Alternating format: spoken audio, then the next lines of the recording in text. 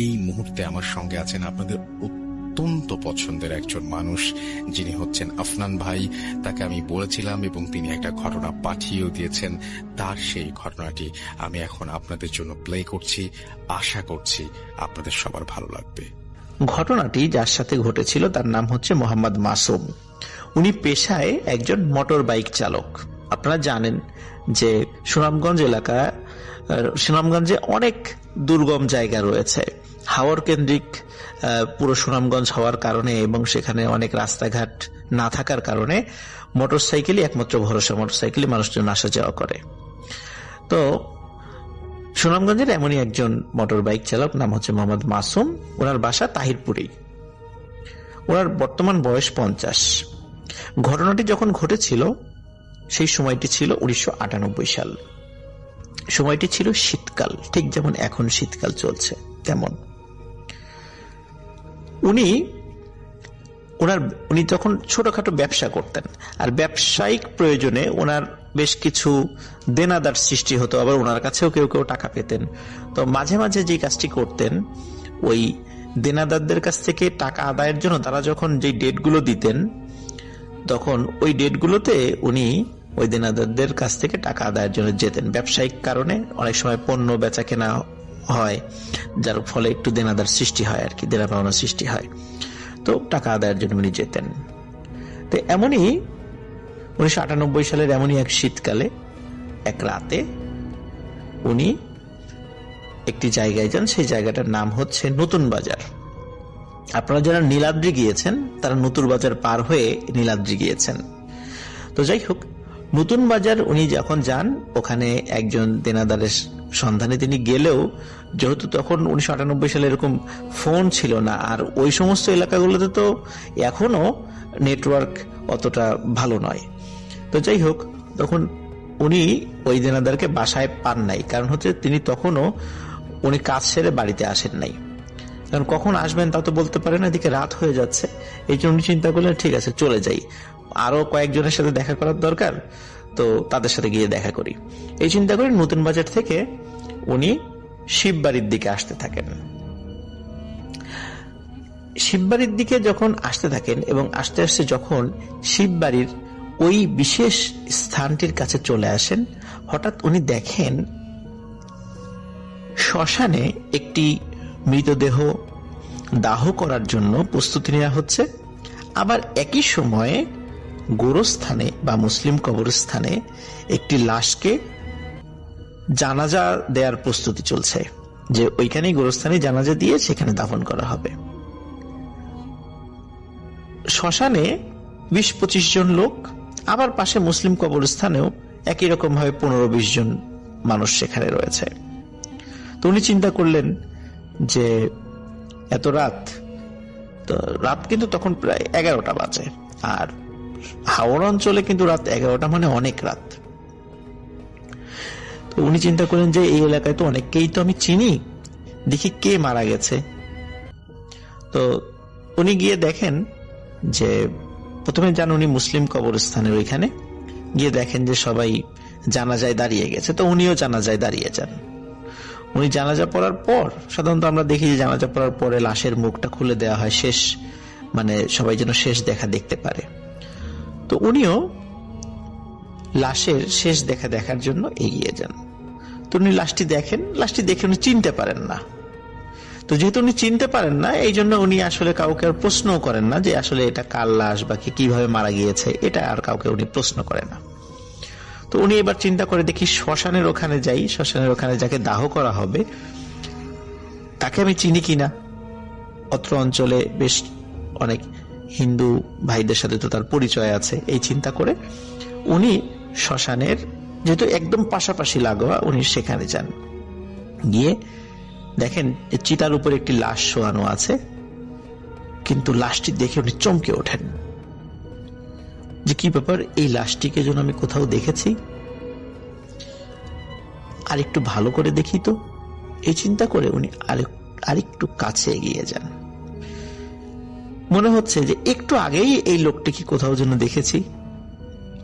ওনার হঠাৎ মনে পড়ে যায় যে আচ্ছা, একটু আগে যা জানাজা পড়লাম তার লাশের চেহারার সাথে এর চেহারা তো অনেক মিল, শুধু মিল নয়, মনে হচ্ছে হুবহু একই মানুষ।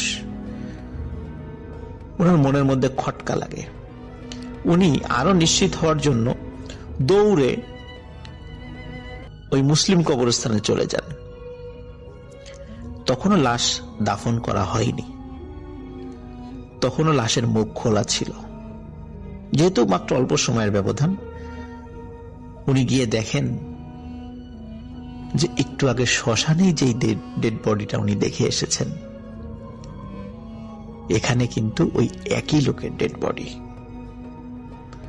উনি কিছু বুঝতে পারছিলেন না যে কি হচ্ছে। একই লোকের ডেড বডি মুসলিম কবরস্থানে এবং পাশে শ্মশানে কিভাবে আসতে পারে। উনি দরদর করে ঘেমে যাচ্ছিলেন শীতের রাত্রেও। কাউকে যে কোনো কিছু প্রশ্ন করবেন এই সাহস পাচ্ছিলেন না, কারণ এই এমনিতে যেহেতু মানুষ মারা গেছে, এই উদ্ভট প্রশ্ন যদি কাউকে করা হয় তাহলে মানুষ তার প্রতি বিরক্ত হতে পারে, পাগল মনে করতে পারে। এই জন্য উনি কাউকে লজ্জায় এটা বলতেও পারছিলেন না, কিন্তু উনি মারাত্মক ভয় পাচ্ছেন যে একই লোকের দেহ দুই জায়গায় কিভাবে আসলো। উনি চিন্তা করলেন হয়তোবা তার দৃষ্টি ভ্রম হতে পারে। সেখানে মানে যতটুকু আলো ছিল হারিকেনের আলোতে উনি কতটুকুই বা দেখেছেন।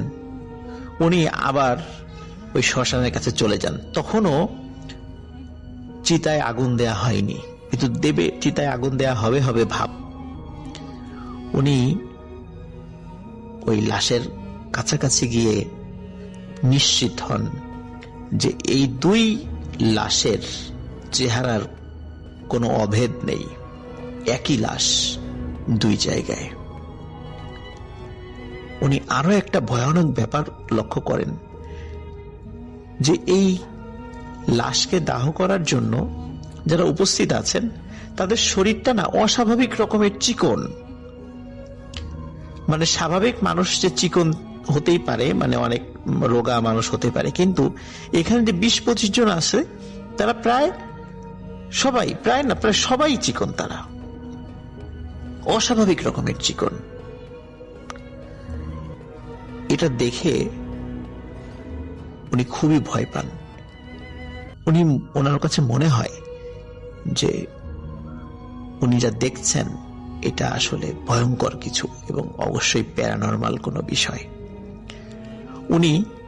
ওনারা সেন্স ধরে রাখতে পারেননি, উনি সেন্স হারিয়ে ফেলেন। ওনার যখন সেন্স ফেরে, কতক্ষণ যে উনি সেন্সলেস ছিলেন উনি বলতে পারেন না। যখন ওনার জ্ঞান আসে তখন দেখেন যে এই যে লম্বা লিকলিকে মানুষগুলো, হাড় জিরজিরে মানুষগুলো, তারা লাইন ধরে হেঁটে শিববাড়ির পাশে যে গর্তটা রয়েছে, যেখানে আমরা আপনাদেরকে ভিডিওটা দেখিয়েছিলাম, ওই গর্তের ওখানে সারা বছরই প্রায় পানি থাকে, ওই গর্তের দিকে চলে যাচ্ছে এবং আস্তে আস্তে সবাই পানির মধ্যে নেমে যাচ্ছে এবং পানির মধ্যে নামতে নামতে সবাই হারিয়ে যায়। নিজের চোখে যখন এই ভয়ানক দৃশ্য দেখতে পান তখন ওনার আসলে তেমন কিছুই করার ছিল না, শুধু জোরে চিৎকার দেয়া ছাড়া, কারণ আশেপাশে তখন উনি কাউকে পাচ্ছিলেন না, বা যে ঘর বাড়িগুলো ছিল, এখন যে ঘর বাড়িগুলো হয়েছে তখন সেগুলো ছিল না, অনেক দূরে দূরে ঘর বাড়ি ছিল। উনি প্রচন্ড জোরে চিৎকার করেন, কিন্তু ওনার চিৎকার আর প্রতিধ্বনি হয়েও ফেরত আসে না। উনি বুঝতে পারলেন যে এখানে উনি আর বেশিক্ষণ অবস্থান করাটা ওনার জন্য ঠিক হবে না। ওনার বাইসাইকেল ছিল, বাইসাইকেল নিয়ে উনি আসা যাওয়া করতেন। উনি দ্রুত বাইসাইকেলটা নিয়ে উনি তাহিরপুরের উদ্দেশ্যে রওনা দেন। রাত যে কয়টা বাজে উনি বলতে পারেন না, কারণ তখন তার কাছে তো মোবাইল ছিল না আর ওনার কাছে ঘড়িও ছিল না। আর ওনার যে বেশি রাত হবে এতটা উনি বুঝতে পারেননি। ওনার কাছে টর্চ লাইট ছিল, কিন্তু এই বিপর্যয়ের কারণে টর্চ লাইটটা আসলে কোথায় পড়ে গেছে এটা উনি আর খোঁজার সময় পান নাই। টর্চ লাইট ছাড়াই দ্রুত বাইসাইকেল নিয়ে চাঁদের আলোতে রওনা দেন। উনি যখন চাঁদের আলোতে রওনা দিচ্ছেন এবং জোরে জোরে দোয়া কালাম পড়ছেন, একটা পর্যায়ে মনে হলো যে উনি স্বাভাবিক একটা জায়গায় চলে এসেছেন, আর কোনো সমস্যা হবে না। হঠাৎ ওনার সামনে একজন মানুষকে দেখতে পান। ওই মানুষটি তাকে বলে ওঠে, এই কে? তখন মাসুম ভাইয়ের কাছে কণ্ঠটা খুব পরিচিত মনে হয়, বলে আমি মাসুম। তখন লোকটি বলে, ও তুমি মাসুম, তোমার না আমার বাসায় যাওয়ার কথা ছিল, তুমি গেছিলা? তখন মাসুম ভাই চিনতে পারে যে হো, ইনি তো সেই ব্যক্তি, নতুন বাজারের কাছে তার বাসা, তার বাসায় তো গিয়ে তাকে আমি পাইনি। তখন বলে যে হ্যাঁ, আমি তো আপনার বাসায় গিয়েছিলাম, কিন্তু আপনাকে তো আমি বাসায় পাইনি। বলে তাহলে এদিক থেকে কোত্থেকে আসছো? তখন উনি বলেন যে ওইখানে আমার পরিচিত কয়েকজন দেনাদার ছিল, তাদের সাথে একটু দেখা করতে গিয়েছিলাম, তো ফেরার পথে একটা ভয়ঙ্কর ঘটনার মুখোমুখি হই। তখন মাসুম ভাই ওনার ওই দেনাদারের কাছে সব যে ঘটনাগুলো ঘটেছে সেগুলো খুলে বলেন। তখন উনি শুনে বলেন যে ওই জায়গায় তো আসলে অনেকেই ভয় টয় পায় রাতের বেলা, তো তোমার আসলে ওই জায়গায় ওই দৃশ্যগুলো দেখে কাছে যাওয়া উচিত হয় নাই। তারপর যেহেতু ঘটনা ঘটে গেছে, আল্লাহ তোমাকে বাঁচিয়ে দিয়েছে, তো চলো তোমাকে আমি এগিয়ে দিয়ে আসি। একা একা যাওয়ার দরকার নাই, তোমার হাতে টর্চ লাইটও নাই, চলো তোমাকে আমি এগিয়ে দিয়ে আসি। এই বলে দুইজন হাঁটতে থাকেন। হাঁটতে হাঁটতে হঠাৎ করে বিভিন্ন বিষয়ে কথা বলছেন, তাদের ব্যবসায়িক আলোচনা করছেন যে এখন ধানের দাম বেড়ে গেছে, তারপরে আরো বিভিন্ন বিষয়গুলো নিয়ে, যে এখন যে মূলধন আছে সেই মূলধন দিয়ে আসলে আরো অনেক দ্রব্য কিনে ব্যবসা করতে পারছেন না, বিভিন্ন সমস্যাগুলো নিয়ে আলোচনা করছেন।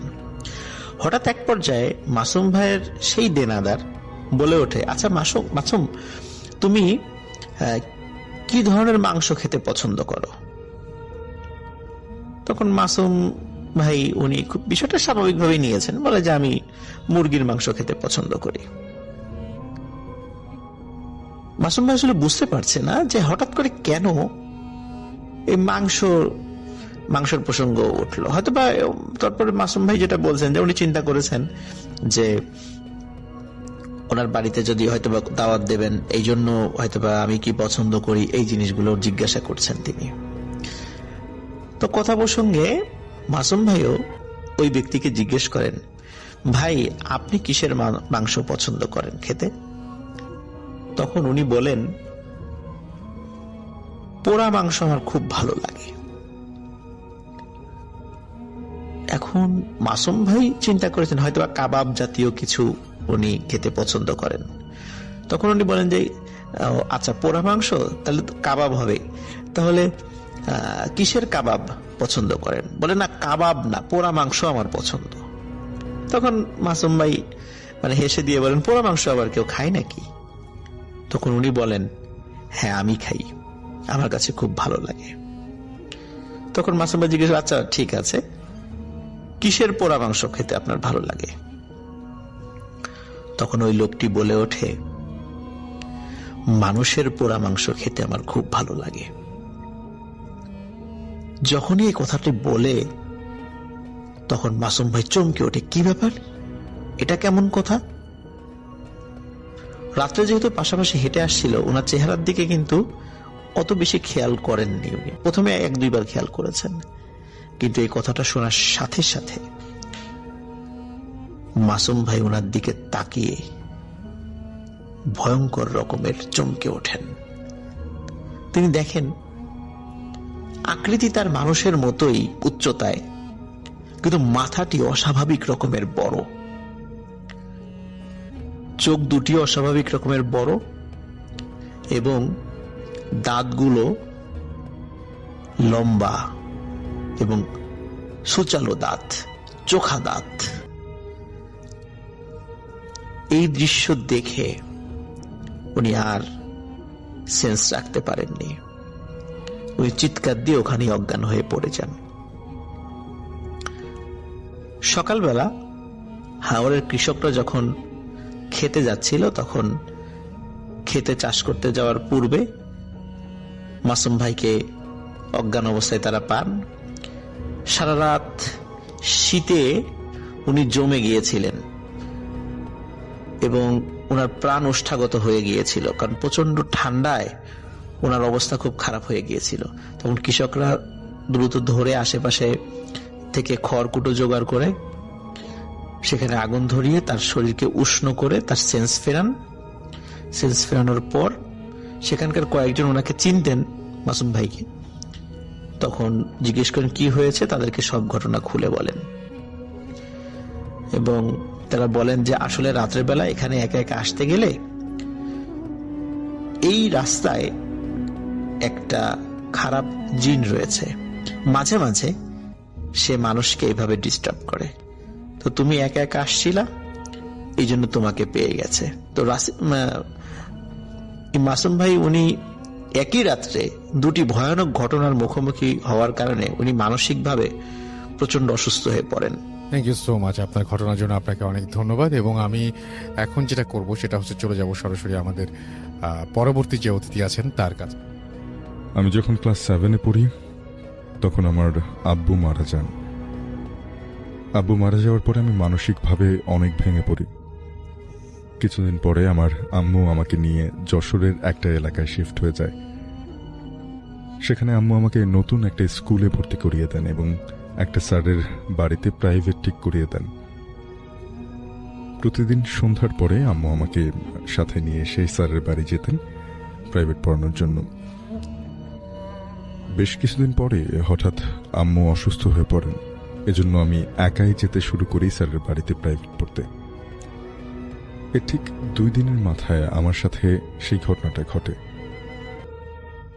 সেদিন প্রাইভেট শেষ করতে করতে রাত প্রায় 10টার মতো বেজে গেছে। আমি স্যারের বাড়ি থেকে সাইকেল চালিয়ে বাড়ির রাস্তা ধরে আসছি। মেইন রাস্তা পেরিয়ে গলির রাস্তাতে আসতেই হঠাৎ আম্মু আমাকে পেছন থেকে ডাক দিলেন। ডাক শুনে আমি পেছনে তাকালাম। তখন শীতকাল, আর এখনকার মতো তখন অত জনবসতিও ছিল না।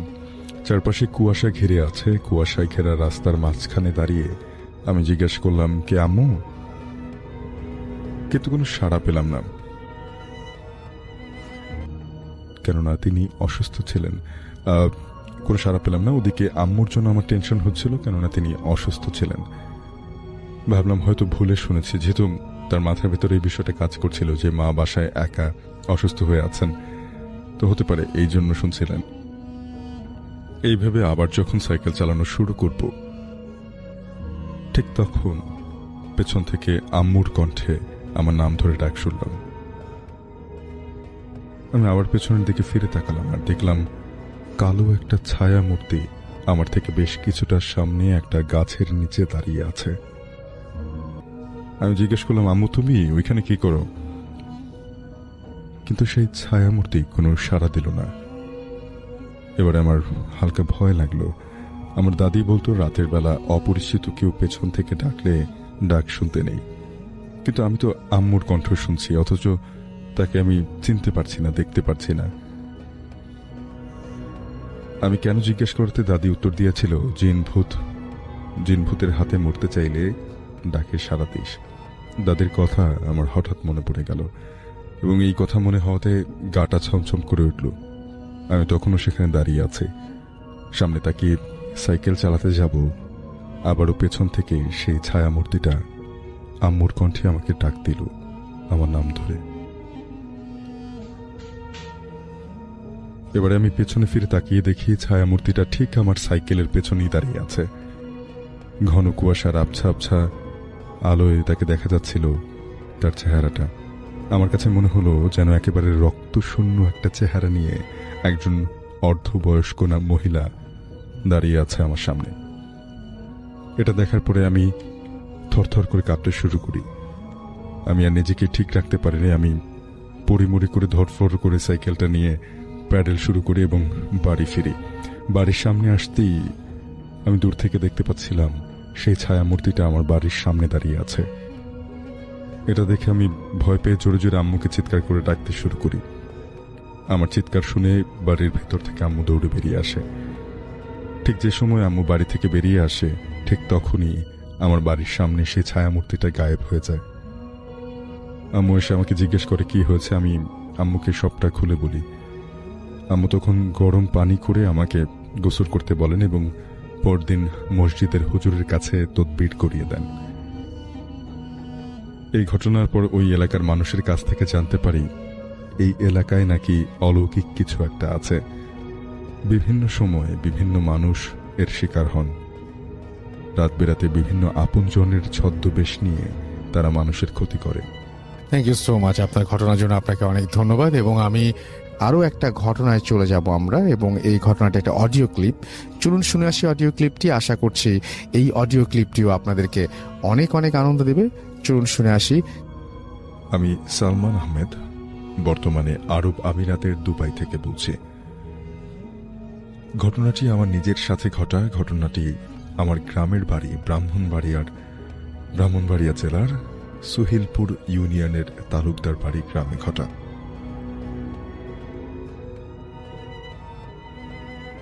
অর্থাৎ প্রবাসী ভাই সালমান আহমেদ আমাদেরকে ঘটনাটি পাঠিয়েছেন। তিনি বর্তমানে আছেন সংযুক্ত আরব আমিরাতে, এবং ঘটনাটি ঘটে তিনি দেশে থাকাকালীন সময় ব্রাহ্মণবাড়িয়া জেলার সুহিলপুর ইউনিয়নের তালুকদার বাড়ি গ্রামে।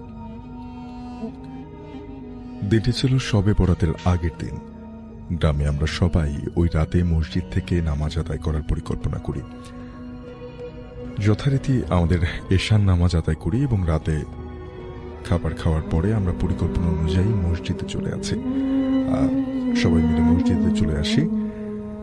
সারা রাত আমরা বিভিন্ন রকমের আমল করি। আমি রোজা রাখতে ভালোবাসি, তাই সেহরি খাওয়ার জন্য রাত তখন 2:30 মসজিদ থেকে আমাদের বাড়ি 8 থেকে 10 মিনিটের রাস্তা। রাস্তার ডান পাশে ঘন বাঁশঝাড় আর বাম দিকে ডোবা। আমি মসজিদ থেকে বের হয়ে বাড়ির উদ্দেশ্যে রওনা হই। তখন হালকা বৃষ্টি পড়ছে, খুব গুড়ি গুড়ি বৃষ্টি। আমি বাঁশঝাড়ের নিচে দিয়ে হাঁটছি, তখন অনেকটা গা ছমছম করছিল। আমার শরীরে একটা গরম হাওয়া অনুভব করলাম, কিন্তু তখন বৃষ্টি পড়ছিল আর অনেক ঠান্ডা ছিল একটু আগেও। একটু সামনে যেতেই দেখলাম একটা বাঁশের ডালপালা মাটির দিকে ঝুঁকে যাচ্ছে। আমি তখন আমার হাত দিয়ে ওই ডালগুলো সরিয়ে সামনের দিকে চলে যাই। আর একটু যেতেই আমার মনে হলো আমার পেছনে কে যেন দৌড়ে ডান থেকে বাম দিকে চলে গেল। যখন আমি আবার সামনের দিকে তাকিয়ে হাঁটা শুরু করলাম, এরপরে আমি খুব অদ্ভুত একটা দৃশ্য দেখলাম। আমি দেখলাম একটা বড় কালো বেড়াল, কিন্তু এটা কুকুরের মতো লম্বা। এটা দেখে আমি হতবাক হয়ে যাই এবং একটা চিৎকার দিয়ে জ্ঞান হারিয়ে ফেলি। স্বভাবতই আমি বুঝতে পারছিলাম এটা কোনো জিন বা অশরীরী। তখন আমি আমাদের বাড়ির পাশে এসে পড়াই। আব্বু আমার চিৎকার শুনে ঘরে নিয়ে যায় আমাকে। অর্থাৎ তার আব্বু বেরিয়ে আসে তার চিৎকার শুনে এবং তাকে ঘরে নিয়ে যায়। ওই দিন আমার প্রচন্ড জ্বর আসে, কিন্তু কিছুদিন পরে আমার সাথে ঘটা আমার জীবনের এখন অব্দি সব থেকে ভয়াবহ কিছুদিন। আমি একটা মোবাইল গেম খেলতাম। আমি বলে রাখি, আমাদের বাড়িটি আমাদের এলাকার কবরস্থান থেকে 50 মিনিট দূরে। আমার রুম থেকে পরিষ্কারভাবে কবরস্থান দেখা যেত। অর্থাৎ খুব বেশি একটা দূরে না, মাত্র 50 মিটার দূরে। তো তার রুম থেকে খুব পরিষ্কারভাবে কবরস্থানটিও দেখা যেত। আমি রাতে দেখলাম ওই বিড়ালটা আমার রুমের ভেতরে। আমি সেটা দেখে সাথে সাথে লাইট জ্বালিয়ে দিই, এবং লাইট জ্বালানোর সাথে সেখানে আর কিচ্ছু ছিল না। আমি ভাবলাম যে আমি হয়তো মনের ভুলে দেখছি। আমি ওই দিন আর গেম না খেলে ঘুমিয়ে পড়ি। সকালে উঠে দেখতে পাই আমার সারা শরীরে কে যেন নখ দিয়ে আঁচড় কেটে রেখেছে। শাফিন ভাই, আমি কি বলবো, দাগগুলো এত সূক্ষ্ম আর চিকন ছিল যা মানুষের নখ দিয়ে কোনোভাবে সম্ভব না। ক্ষত স্থানে রক্ত জমাট বাঁধা ছিল। আমার পুরো শরীরে এভাবে আঁচড়ের দাগ কাটা। আমি মনে করেছিলাম যে আমি মনে হয় নিজের নখ দিয়ে এগুলো করেছি ঘুমের মধ্যে। তারপরেও একটা বিরাট সন্দেহ থেকে যাচ্ছিল। পরের দিন আমার এক বন্ধু রাতে আমার সাথে থাকে এবং ওই দিন ওই বিড়ালটাকে আর দেখিনি, কিন্তু আবার দেখা গেল আবার আগের ক্ষত জায়গা থেকেই রক্ত পড়ছে। অর্থাৎ এর পরের দিন তার এক বন্ধু চলে আসে তার রুমে থাকতে, যেহেতু সে আগের রাতে ভয় পেয়েছিল এবং সারা গায়ে আঁচড়ের দাগ বসে গিয়েছিল। সেটার কারণ বুঝতে পারছিলেন না।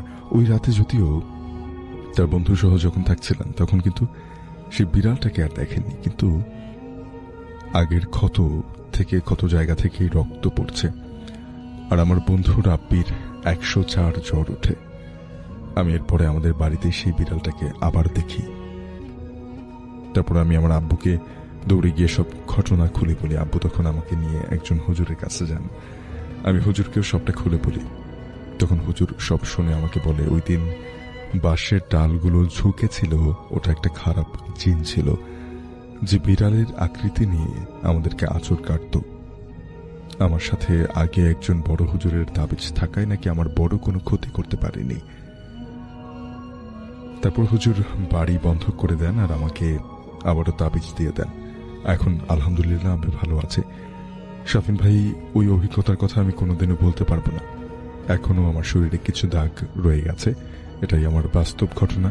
এই মুহূর্তে আছেন আপনাদের সবার প্রিয় ডক্টর আলিফ, এবং যার ঘটনা আপনারা সবসময় শুনতে চান, শুনতে পছন্দ করেন, শুনতে ভালোবাসেন। এবং আমন্ত্রণ জানাচ্ছি আমাদের আজকের এই এপিসোডে ঘটনা শেয়ার করার জন্য। যিনি পাঠিয়েছেন রাজন ভাই, তিনি আপনারা আমাদের ঈদে তার ব্যাপারে তার ঘটনা, আপনারা ঈদে তার ঘটনা শুনেছিলেন এবং তিনি আমাদেরকে আরেকটি ঘটনা পাঠিয়েছেন। তো যেই ঘটনা তিনি পাঠিয়েছেন সেটা খুব বেশি দিন পুরাতন নয়, গত 2 বছর আগে শুরু হয়েছিল। যার সাথে ঘটনাটি ঘটে সেটা হচ্ছে তার স্কুল ফ্রেন্ড নাইমে। তো ছোটবেলা থেকেই সে অনেকটা দুরন্ত স্বভাবের ছিল। রাত নেই দিন নেই, ইচ্ছা হলে সে ঘর ছেড়ে বেরিয়ে পড়তো, বাইরে ঘুরতো, কখনো বা আড্ডায়, কখনো বা গ্রাম কিংবা শহরের মেলায়। ঘটনাটা ঘটে যখন ওর চেহারা এবং শারীরিক গঠন দেখে অনেকটাই অবাক হয় এবং কেন এরকম স্বাস্থ্যহীনতা আর মন মরা থাকে এটা আগে কখনো ওকে দেখে বোঝা যায়নি। বাইরে বেরোতে চাইতো না এবং সারাদিন ঘরের মধ্যে বসে থাকতো। যাই হোক, 2019 সালে ওনাদের এইচএসসি পরীক্ষা শেষ হওয়ার পর ঘটনাটি তিনি জানিয়েছিল। সে জামালপুরেই কোন একটা কলেজে পড়ালেখা করত, নামটা রাজন ভাই উল্লেখ করছেন না। আসলে জামালপুরের সাথে আমি খুবই আমার মন থেকে আমি খুব জড়িত। জামালপুরে অনেক ভালো ভালো সময় আমার কেটেছে। যাই হোক, ঘটনাটা চলে যাই। ঘটনা শুরুর একদিনে ওনাদের দাদুর বাড়ি থেকে দাওয়াত খেয়ে জামালপুরে নিজেদের বাসায় আসার পর থেকে শুরু হয় তাণ্ডব। তার চাচাতো ভাইয়ের বিয়ে উপলক্ষে গ্রামে যেতে হয়েছিল তাদের। সালটা ছিল ডিসেম্বর 2017। ওর ভাইয়ের বিয়ের পর কোণে উঠে আনার পরদিন পার্সোনাল কিছু কারণবশত নাইম শহরে তাদের বাসায় ব্যাক করে। তাদের বাবা মা ভাই গ্রামেই থেকে যায় কিছুদিনের জন্য। তাদের গ্রাম থেকে শহরে আসতে হলে সিএনজিতে করে আসতে হয়। সেদিন সিএনজি পাওয়ায় দেরি হবার কারণে শহরে পৌঁছাতে তার প্রায় রাত 12:30 মতো বেজে যায়। জামালপুরে রাত 12:30 মানে তখন সবকিছু প্রায় নিস্তব্ধ, এটা সত্য কথা। মাঝে মধ্যে 2-1টা ট্রাক, বাস কিংবা সিএনজি পারাপারের শব্দ পাওয়া যায়। কখনো মধ্যরাতে ভাড়া চালানো রিক্সার বেলের টুংটুং শব্দ পাওয়া যায়। এবং আমি যেহেতু জামালপুর এসেছেন, তিনি বলেছেন যে হ্যাঁ, অবশ্যই পরিবেশটা একদম থমথমে থাকে রাত 10টার পরে। এবং আমি খুব ভালো ভালো জায়গায় যেমন ঝিনাই ব্রিজ এবং এসব জায়গায় আমি গিয়েছিলাম। যাই হোক, এটা আমি পরে বলছি। সিএনজি থেকে নেমে এসে বাসার দিকে হাঁটা দেয়।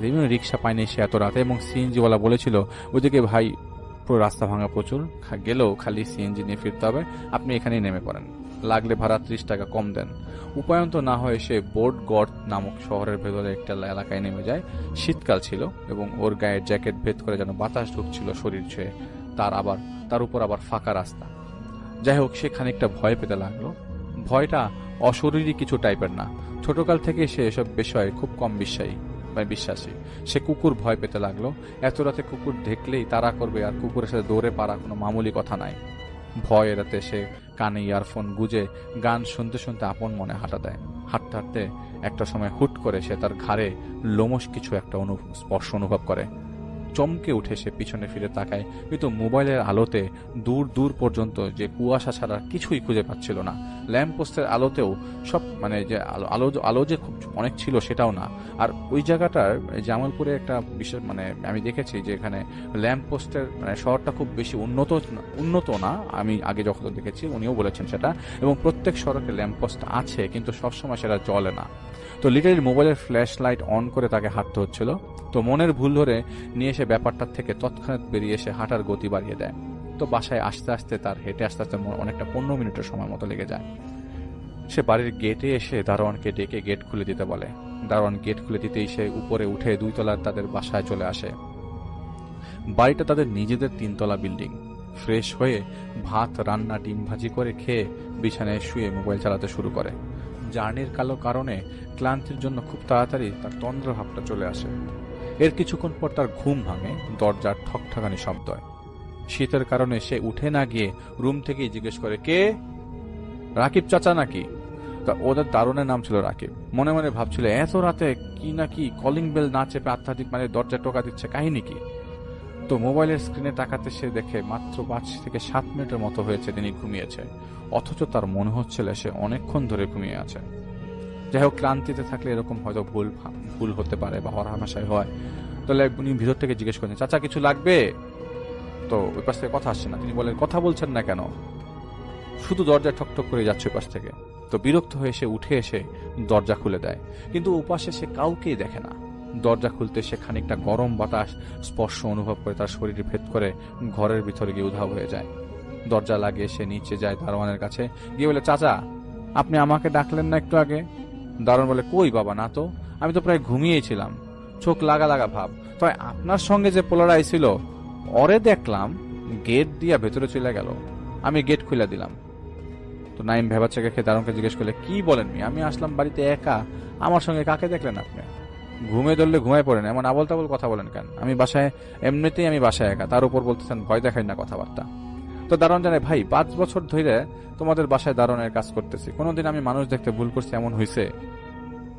রাইতের ডিউটি আমি করি প্রত্যেক দিন, আমার ঘুম পাইলেও ঘুমরে কেমনে কাবু করার লাগে সেটা আমি আমার থেকে ভালো তুমি কি পারবা বাবা? আমি স্পষ্ট দেখছি তোমার পিছে পিছে একটা খাটো করে কালো পোলা হাইটাইতেছিল, তোমার থেকে 1-1.5 হাত দূরে হাঁটতেছিল। আমি ভাবছি তুমি গ্রাম থেকে ফিরছো, সঙ্গে মনে হয় এখানে কোনো ভাইটাই আইছে তোমার সাথে থাকতে। তুমি গেট দিয়ে ঢুকে গেলা, কিন্তু সেই পোলা পিছের দিকে হাইটা চলে গেল। তোমার যাওয়ার কিছুক্ষণ পর সেই পোলা ফিরে আইসা আমার এগুলো, চাচা একটু গেটটা খুলেন, আমি নাইমের কাকাতো ভাই, ভুল করে রাস্তায় এক দোকানে ব্যাগ ফেলে আইছিলাম, ওইটা নিতে গেছিলাম তখন। এরপর আমি আর কিছু না ভেবে গেটটা খুলে দেই, কারণ ওর হাতে আসলে একটা ব্যাগ আছিল। মনে হয় আমারই ভুল হয়েছে, আমার উচিত ছিল তোমার জিজ্ঞাসা করে গেটটা খুলে দেওয়া। নাইম সাথে সাথে বাড়ি তোর বাবার কাছে ফোন দিয়ে বলে, আব্বু রাকিব চাচা মনে হয় নেশা টেশা করছে, শোনো কি আবল তাবল কথা বলতেছে। সে দারোয়ানের কাছে ফোন দেয় এবং দারোয়ান সব বলে যে এই দেখেছে সে। পরে নাইমের বাবা দারোয়ানকে বলে, গেটে তালা লাগাও, তালা মেরে নাইমকে নিয়ে বাড়ির আশেপাশের ছাদে খুঁজে দেখো, ওর সাথে কেউ যায়নি বাড়ি থেকে, ফাঁকা বাড়ি শেষে না চুরি ডাকাতি করে বসে কেউ। তারা দুজন খুঁজতে শুরু করে বাড়ির এপাশ থেকে ওপাশ। অনেকক্ষণ খোঁজার পর কাউকে না পেয়ে নাইম বেশ বেগে রেগে গিয়ে চাচাকে ধমক দিয়ে বলে, আরে মিয়া বুঝছি আপনার ঘুম পাইছেন, হয়তো উল্টাপাল্টা খাইছেন, জান গিয়ে ঘুমান, ঘুমে করে কি নাকি দেখছেন, আমার পেছন পেছন কে হয়ে আসলে আমি বুঝবো না, আমি পাগল নাকি, মাথা মোটা। যাই হোক, বেশি কথা না বলে এসে রুমে চলে আসে এবং শুয়ে পড়ে। রাত প্রায় 3টার দিকে আবারও তার ঘুম ভাঙে হঠাৎ করেই। বাথরুমে যায়, ফেরার পথে কিচেন থেকে সে একটা শব্দ শুনতে পায়। ময়লা রাখার বালতির উপর মুরগি উঠে পা দিয়ে খোঁচালে যেমন শব্দ হয় ঠিক তেমন, মানে তার মনে হচ্ছিল ময়লার বালতিতে কিছু একটা হাতাহাতি করছে। সে ধূপ করে এসে কিচেনের লাইটটা জ্বালিয়ে দেয়, দেখে কেউ নাই। ময়লার বালতিটা যেমন ছিল তেমনই আছে।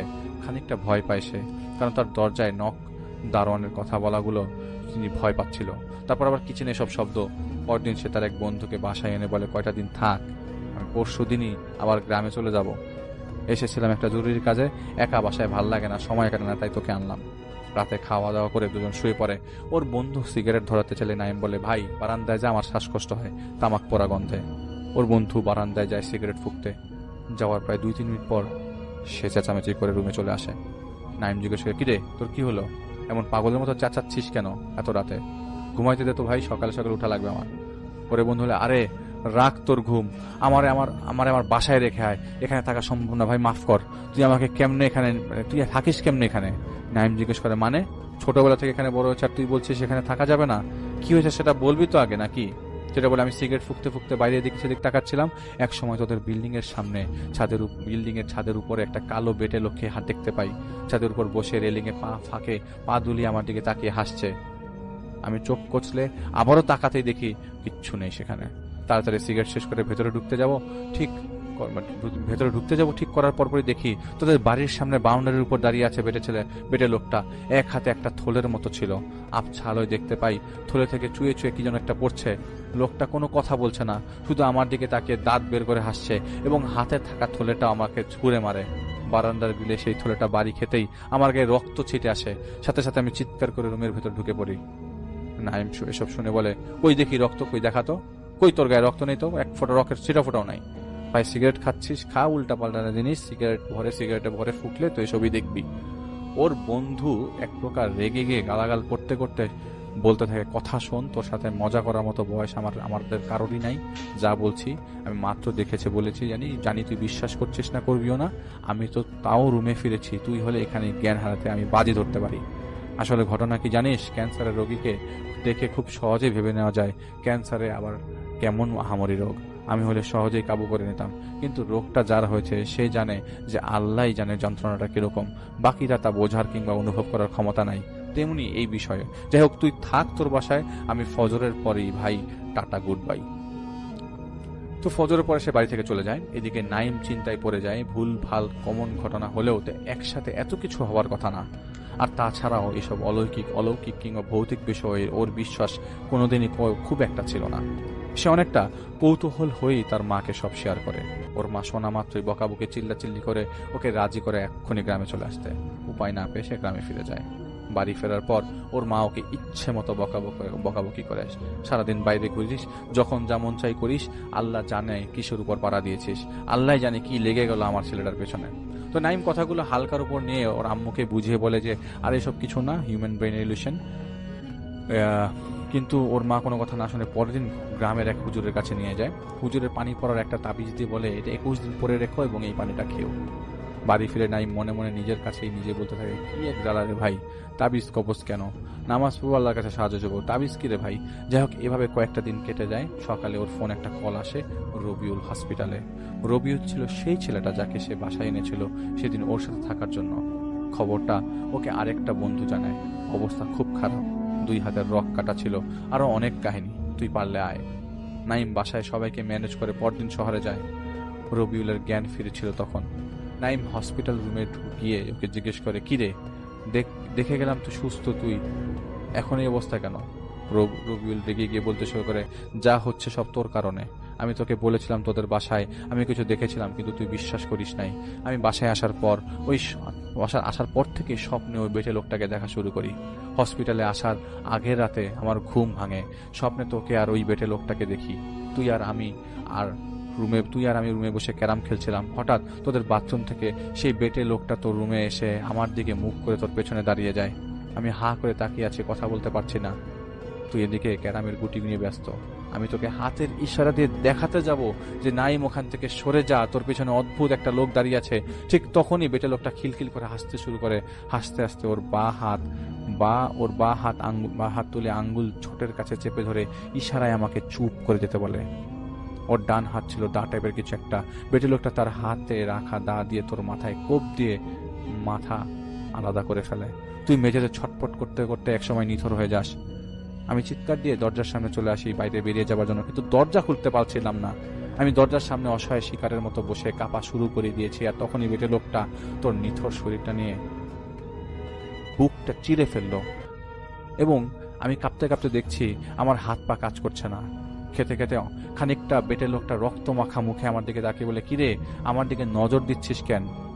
তোর কি খাইতে মন চাচ্ছে নাকি? খাবি নাকি? নে আয় একসাথে খাই। এটা বলে সে তার দিকে আগাতে শুরু করে, মুখের সামনে জোর জবরদস্তি করে কিছু একটা খাওয়ানোর, কিন্তু কোনো মতেই যিনি মুখ খুলছিল না দেখে সে দা দিয়ে তার দিকে কোপ বসিয়ে দিতেই তিনি লাফ দিয়ে উঠে বিছানার উপর। তার ঘুম ভেঙে যায়। তিনি উঠে রুম ছেড়ে বেরিয়ে যাবার জন্য দৌড় দিতেই অন্ধকারের মধ্যে কিছু একটা সাথে ধাক্কা খেয়ে মেঝেতে পড়ে যায়। বিশ্বাস কর ভাই, আমি কিচ্ছু বানিয়ে বলছি না। আমি স্পষ্ট শুনতে পাই আমার কানে কেউ একজন ফিস ফিস করে বলছিল, কিরে তুই তো খেলি না, আমি তো একাই খাইলাম পুরাটা, তোরটাও খাবো, ওই পরিবারের সবারটা খাবো। এরপর আমার সাথে কি হয়েছে আমি জানি না। সকালে আমি নিজেকে দেখি আমি বিছানায় বসে আছি, পাশে মা আপু বসে আছে, টাওয়াল ভিজিয়ে আমার মাথায় জলপট্টি দিচ্ছে। অনুভব করি আমার গা ভীষণ গরম এবং প্রচন্ড রকমের ব্যথা, গায়ে নখের আঁচড়, গলায় 3টা আঙ্গুলের ছাপ। আমি সবাইকে ঘটনা বলি। তারপর জানিস কি হয়েছিল? কেউ কিছু বিশ্বাস করে, উল্টো আমাকে দোষারোপ করছিল যে আমি নাকি বাইরে থেকে নেশা করে এসেছি, মারামারি করে বাসায় ফিরেছি, আমার শরীরে জ্বর আর ক্ষতের দাগ। ফ্রাস্ট্রেটেড হয়ে আর তাদের কথা মানতে না পেরে রুম থেকে উঠে ডাইনিংয়ে চলে আসি। টেবিল থেকে চাকু নিয়ে নিজেই নিজের 2 হাতে রক কেটে ফেলি। আসলে তাদের সান্ত্বনা দেওয়া ছাড়া আমার কোনো উপায় ছিল না। তাও তো পেলাম না, উল্টা আমাকেই দোষারোপ যে আমি নিজেই এত খারাপ ঘটনার ভিকটিম। জানি তোর বিশ্বাস হবে না, তোর সাথে যেদিন হবে সেদিন বুঝবি। এগুলো শুনে নাইমের হালকা হালকা বিশ্বাস জন্মাতে থাকে এবং এই বিষয়ে যে একসময় সে ভয় পেতে শুরু করে, কারণ শহর থেকে ফেরার পর ওর সাথে অদ্ভুত ঘটনা শুরু হয়। ওর ভাষ্যমতে তাবিজটা ছুটে গেছিল বাড়িতে ফেরার পথে, কিন্তু সেটা সে টের পায়নি। দিনকে দিন অবস্থা খারাপের চেয়ে খারাপ হতে শুরু করে। রাতের বেলা হুটহাট ঘুম থেকে উঠে বাইরে চলে যেতে চাইতো তিনি। সবাই মিলে ধরে বেঁধেও যেন তাকে রাখতে পারত না। তারপর ওকে আবারও সেই গ্রামের হুজুরের কাছে নেওয়া হলে সে আবারও পানি পড়া ও তাবিজ দিয়ে বলেন, দেখেন অবস্থা তো খুব একটা ভালো ঠেকছে না, আপনি কোনো বড় আলমের কাছে যান, তাবিজ যে কখন ছুটে যাবে তার কোনো নিশ্চয়তা নাই। এরপর যা হচ্ছিল সব এভাবে ভাঙা করতে থাকে। 2019-এর রমজানে ঈদের পরের ঘটনা। তারা ঈদের জন্য গ্রামে গেছিল। ঈদের দিন রাতে নাইমের চিৎকার ওর বাবার ঘুম ভেঙে যায়। ঘটনাগুলো শুরু হওয়ার পর থেকে ওর সাথে কেউ না কেউ রাতে থাকতো, মানে ওকে একা কোথাও যেতে দিত না বাসার কেউই। ঘুম ভাঙতে ওর বাবাকে জড়িয়ে ধরে কাঁদতে কাঁদতে বলে, ও বাবা, ওরা আমাকে মেরে ফেলবে। আগে আমাকে প্রতিদিন যাবাকে যেভাবে হুমকি দিত আজও আমাকে হুমকি দিচ্ছে। ওর বাবাকে শান্ত করে বলে, কি হয়েছে বাবা বল। নাইম বলতে শুরু করে, আমি স্বপ্নে দেখলাম কোরবানির গরুর উচ্ছিষ্ট অংশ ডাস্টবিনে ফেলা হচ্ছিল। আমি টয়লেট করতে রাতে বাইরে গেছি, টয়লেট থেকে বের হওয়ার পর আমি শুনতে পাই ডাস্টবিনের ওখান থেকে কিছু একটা চাবাচ্ছে এরকম আওয়াজ। আমি গিয়ে দেখি বেটে একটা লোক ডাস্টবিনের 2 হাত দিয়ে খুঁটিয়ে কিছু খুঁজছে। খানিক বাজে লোকটা ডাস্টবিন থেকে গরুর নাড়ি ভুড়ি বের করে আবার চাবাতে শুরু করে। আমি ডাক দিতেই সে পেছনে ফিরে আমার দিকে তাকায়। ওর দাঁতগুলো ছিল সূচের মতো ধারালো, দাঁতের ফাঁকে গরুর ভুঁড়ি ঝুলছিল। দুই হাত আর দাঁত দিয়ে টেনে টেনে ছিঁড়ে খাচ্ছে। একসময় কি যেন হলো, বিরক্তি বোধ করে হাত থেকে সেগুলো ফেলে দিয়ে আমার দিকে তাকিয়ে রাগে গড়গড় করে বলে, না রে, তুই চিন্তা করিস না, তোর মরা দাদার কবরে ঢুকে ওরেকে খেয়ে ফেলবো। তোর বন্ধুরে কেমনে খাবো জানিস? বেটা ইঁদুরের বাচ্চা ভয়ে বাড়ি ছাড়ে না, আবার হুজুর দেখায় তাবিজ নেয়। বের হোক খালি একদিন, রাস্তায় একলা দেখলেই ওর দেহ আলাদা করে ফেলবো। তো ওই দিন উনি বলছে, মানে বেটে লোকটা যেই তার পিছু নিতে শুরু করে তিনি অমনি দৌড় দেয়। তো ওই দিন তার খুব, এটা একটা পয়েন্ট বলতে ভুলে গেছি, যে ওই দিন ওনার খুব ক্ষুধা পাচ্ছিল এবং তাদের জন্য উনি বলছিলেন যে তোদের জন্য আমার খাবার হারাইছিলাম আমি। এটা বলে বেটে লোকটা এক হাতে গরুর নাড়ি ভুড়ি উঠে আবার তার দিকে এগোতে শুরু করে। বেটে লোকটা যেই তার পিছু নিতে শুরু করে অমনি সে দৌড় দেয়। দৌড়াতে সে বলছিল, কিরে খেয়ে দেখ, বিশ্রী একটা স্বাদ এটার, খেয়ে যা। দৌড়াতে তিনি একটা কবরস্থানের কাছে এসে পৌঁছায়। কিছু না ভেবেই সেখানে ঢুকে যায়। বেটে লোকটা কবরস্থানের বাইরে থেকে ইট পাথর ছোড়া শুরু করে এবং অকথ্য ভাষায় গালাগালি করতে থাকে। তার ঘুম ভেঙে যায়। ওর বাবা পরদিন ওকে টাঙ্গাইল শহরে একজন পীরের কাছে নিয়ে যায় এবং সব বর্ণনা করে। সব শুনে পীর কোনো সলিউশন দিতে পারে না। বলেছিল, আপনার ঠিকানা ফোন নাম্বার দিয়ে যান, আমি কিছুদিন পর আপনাদের সাথে যোগাযোগ করব। ওরা এরপর গ্রাম থেকে চলে আসে। এর কিছুদিন পর পীর সাহেব ওদের বাসায় আসেন এবং একটা তাবিজ দিয়ে বলেন, যত যাই হোক এটা হারাতে পারবে না, যেহেতু তোমার বোর্ড পরীক্ষা সামনে, তাই এখন কিছু করতে চাচ্ছি না, শারীরিক ক্ষতি হতে পারে, তোমার আল্লাহ করে আগে বোর্ড পরীক্ষাটা শেষ হোক, তারপর ইনশাআল্লাহ এটা নিয়ে বসবো। কলেজের টেস্ট পরীক্ষার সময় ওর অবস্থা বেশ খারাপ ছিল এবং 2 সাবজেক্ট ফেল আসে, কারণ সে সব দিকে মন মরা হয়েছিল, কারণ ঠিক মতো খেত না, গোসল করতো না, বুকের দিকে তাকালে পাঁজরের হাড় দেখা যেত এমন অবস্থা। এইচএসসি পরীক্ষার 1 মাস আগে ওর তাবিজ আবার ছুটে যায়। একদিন রাতে সে পড়ছিল, রাত তখন প্রায় 2টো। গলা শুকিয়ে আসার কারণে সে পানি আনতে ডাইনিংয়ে যায়।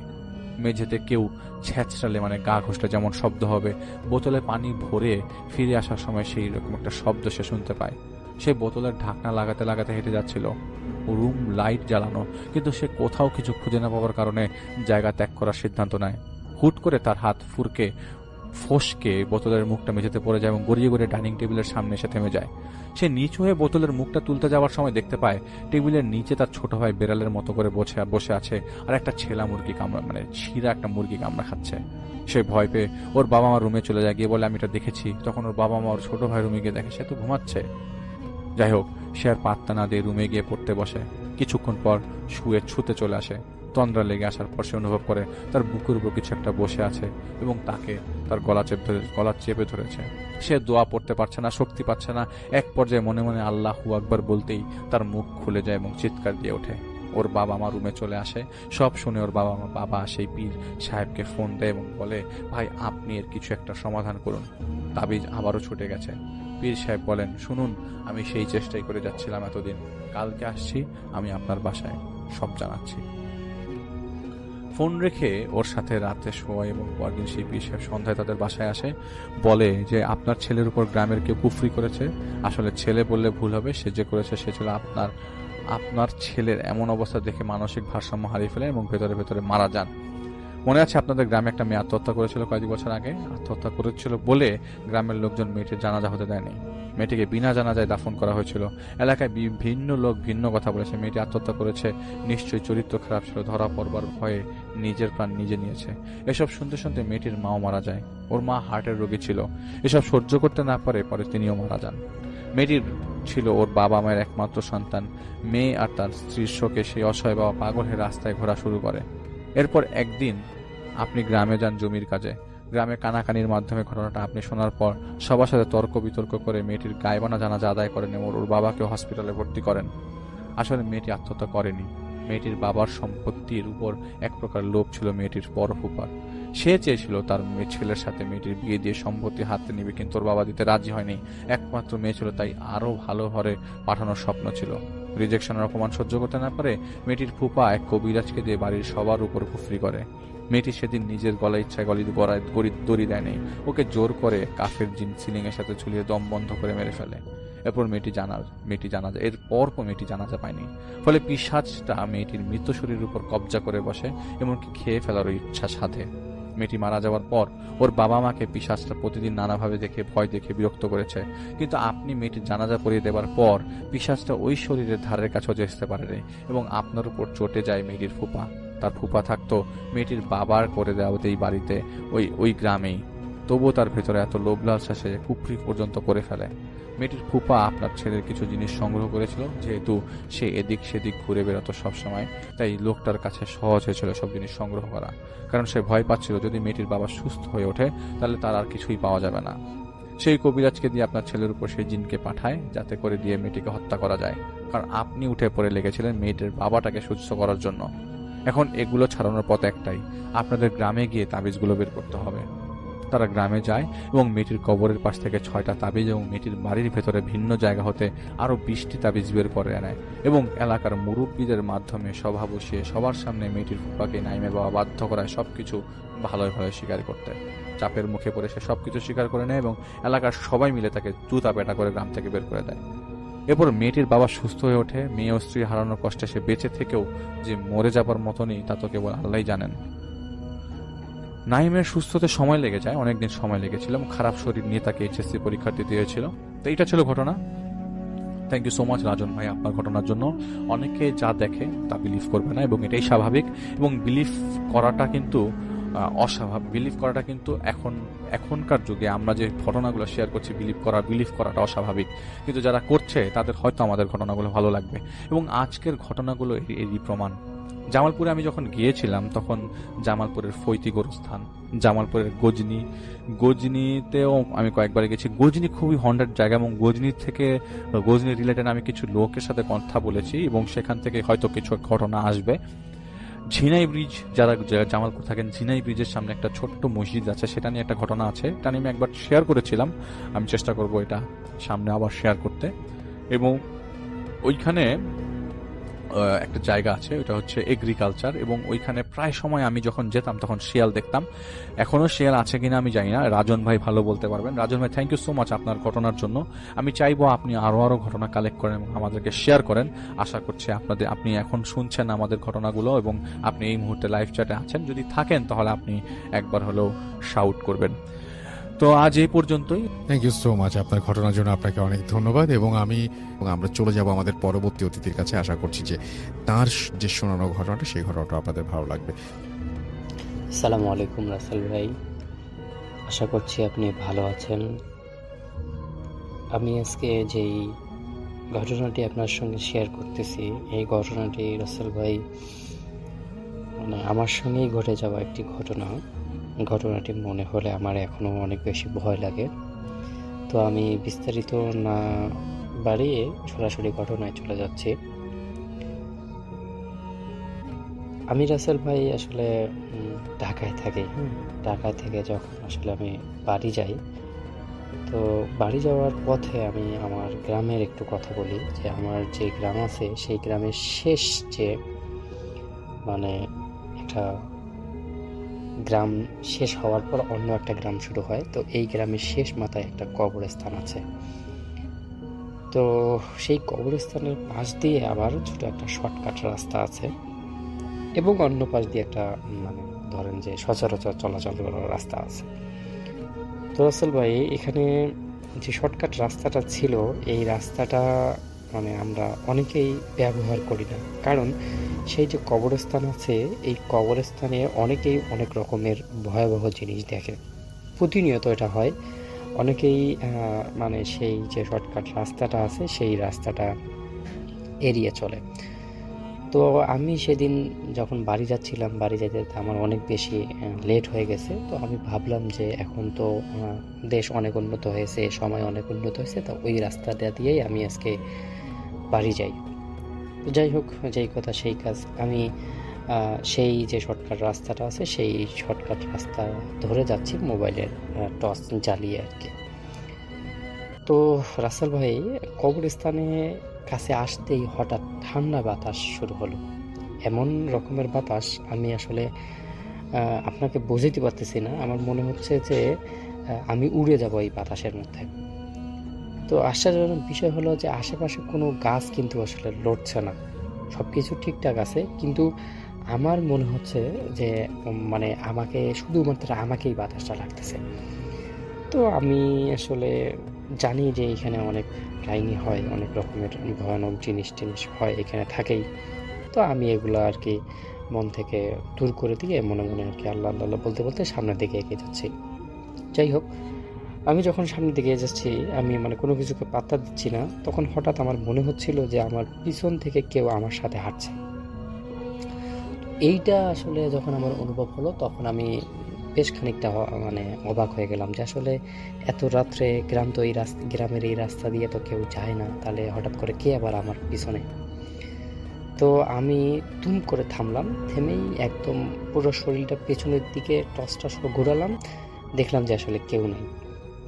তো কেউ নাই বিষয়টা আমার কাছে অনেক বেশি অবাক লাগে যে আসলে কারো পায়ের শব্দ শুনলাম, আবার এখন কেউ নাই। আমার কাছে বিষয়টা অনেক বেশি মানে আশ্চর্যজনক লাগতেছে আর কি। তারপর আমি আমার যে ফোনটা ছিল সেই ফোনটা দিয়ে আমার বাড়িতে ফোন দেওয়ার ট্রাই করলাম, কিন্তু ততক্ষণে সবাই ঘুমিয়ে গেছে, কেউ আর কি ফোন রিসিভ করতেছে না, এরকম একটা অবস্থা। তো যাই হোক, আমি কোনো চিন্তা ভাবনা না করে আবার হাঁটা শুরু করলাম। তো আমরা এই যখন হাঁটতেছি আর কিছুক্ষণ হাঁটার পর আমার মনে হচ্ছে যে কবরস্থানের ভিতর থেকে মাটি খোঁড়ার শব্দ আসতেছে। কেউ একজন হয়তো মানে কোদাল দিয়ে মাটি খুঁড়তেছে এমন মনে হতেছে। তো রাসেল ভাই, আমি আপনাকে একটি কথা বলে রাখি যে গ্রামের মধ্যে এখনও কিন্তু এই প্রচলনটা আছে যে নতুন কবরের মানে কবরের যে কাপড়টা আছে সেই কাপড়টা কিন্তু চুরি হয়। তো আমার আসলে সেই রকমটা মনে হচ্ছিল। তো আমি কি করলাম, লাইট দিয়ে মানে শব্দ করলাম যে কেউ এখানে আছে কিনা।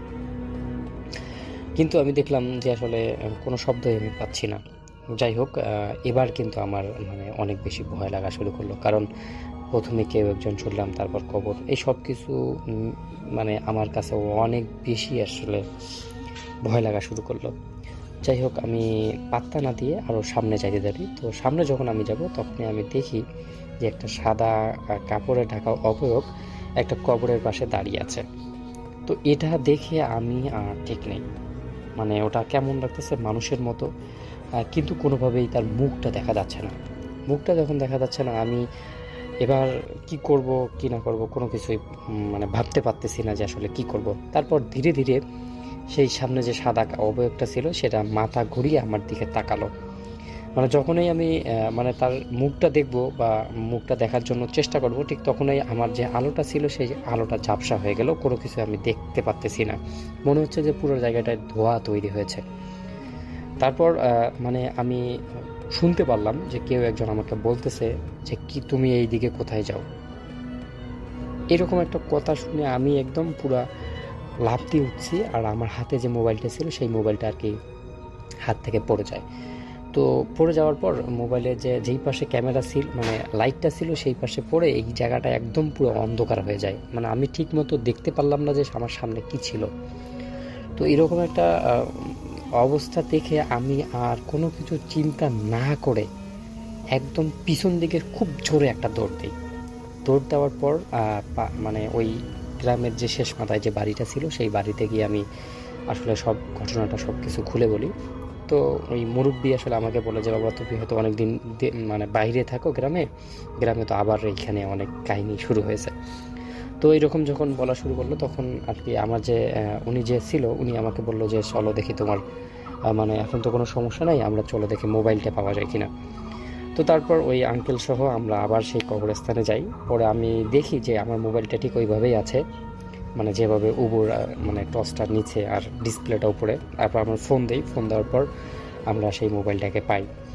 তো রাসেল ভাই আসলে আমি সেই দিন কী দেখেছিলাম আমি ঠিক জানি না, বাট মানে সেই দিন যেটা দেখেছিলাম সেটা হয়তো জিন ছিল বা ভূত ছিল।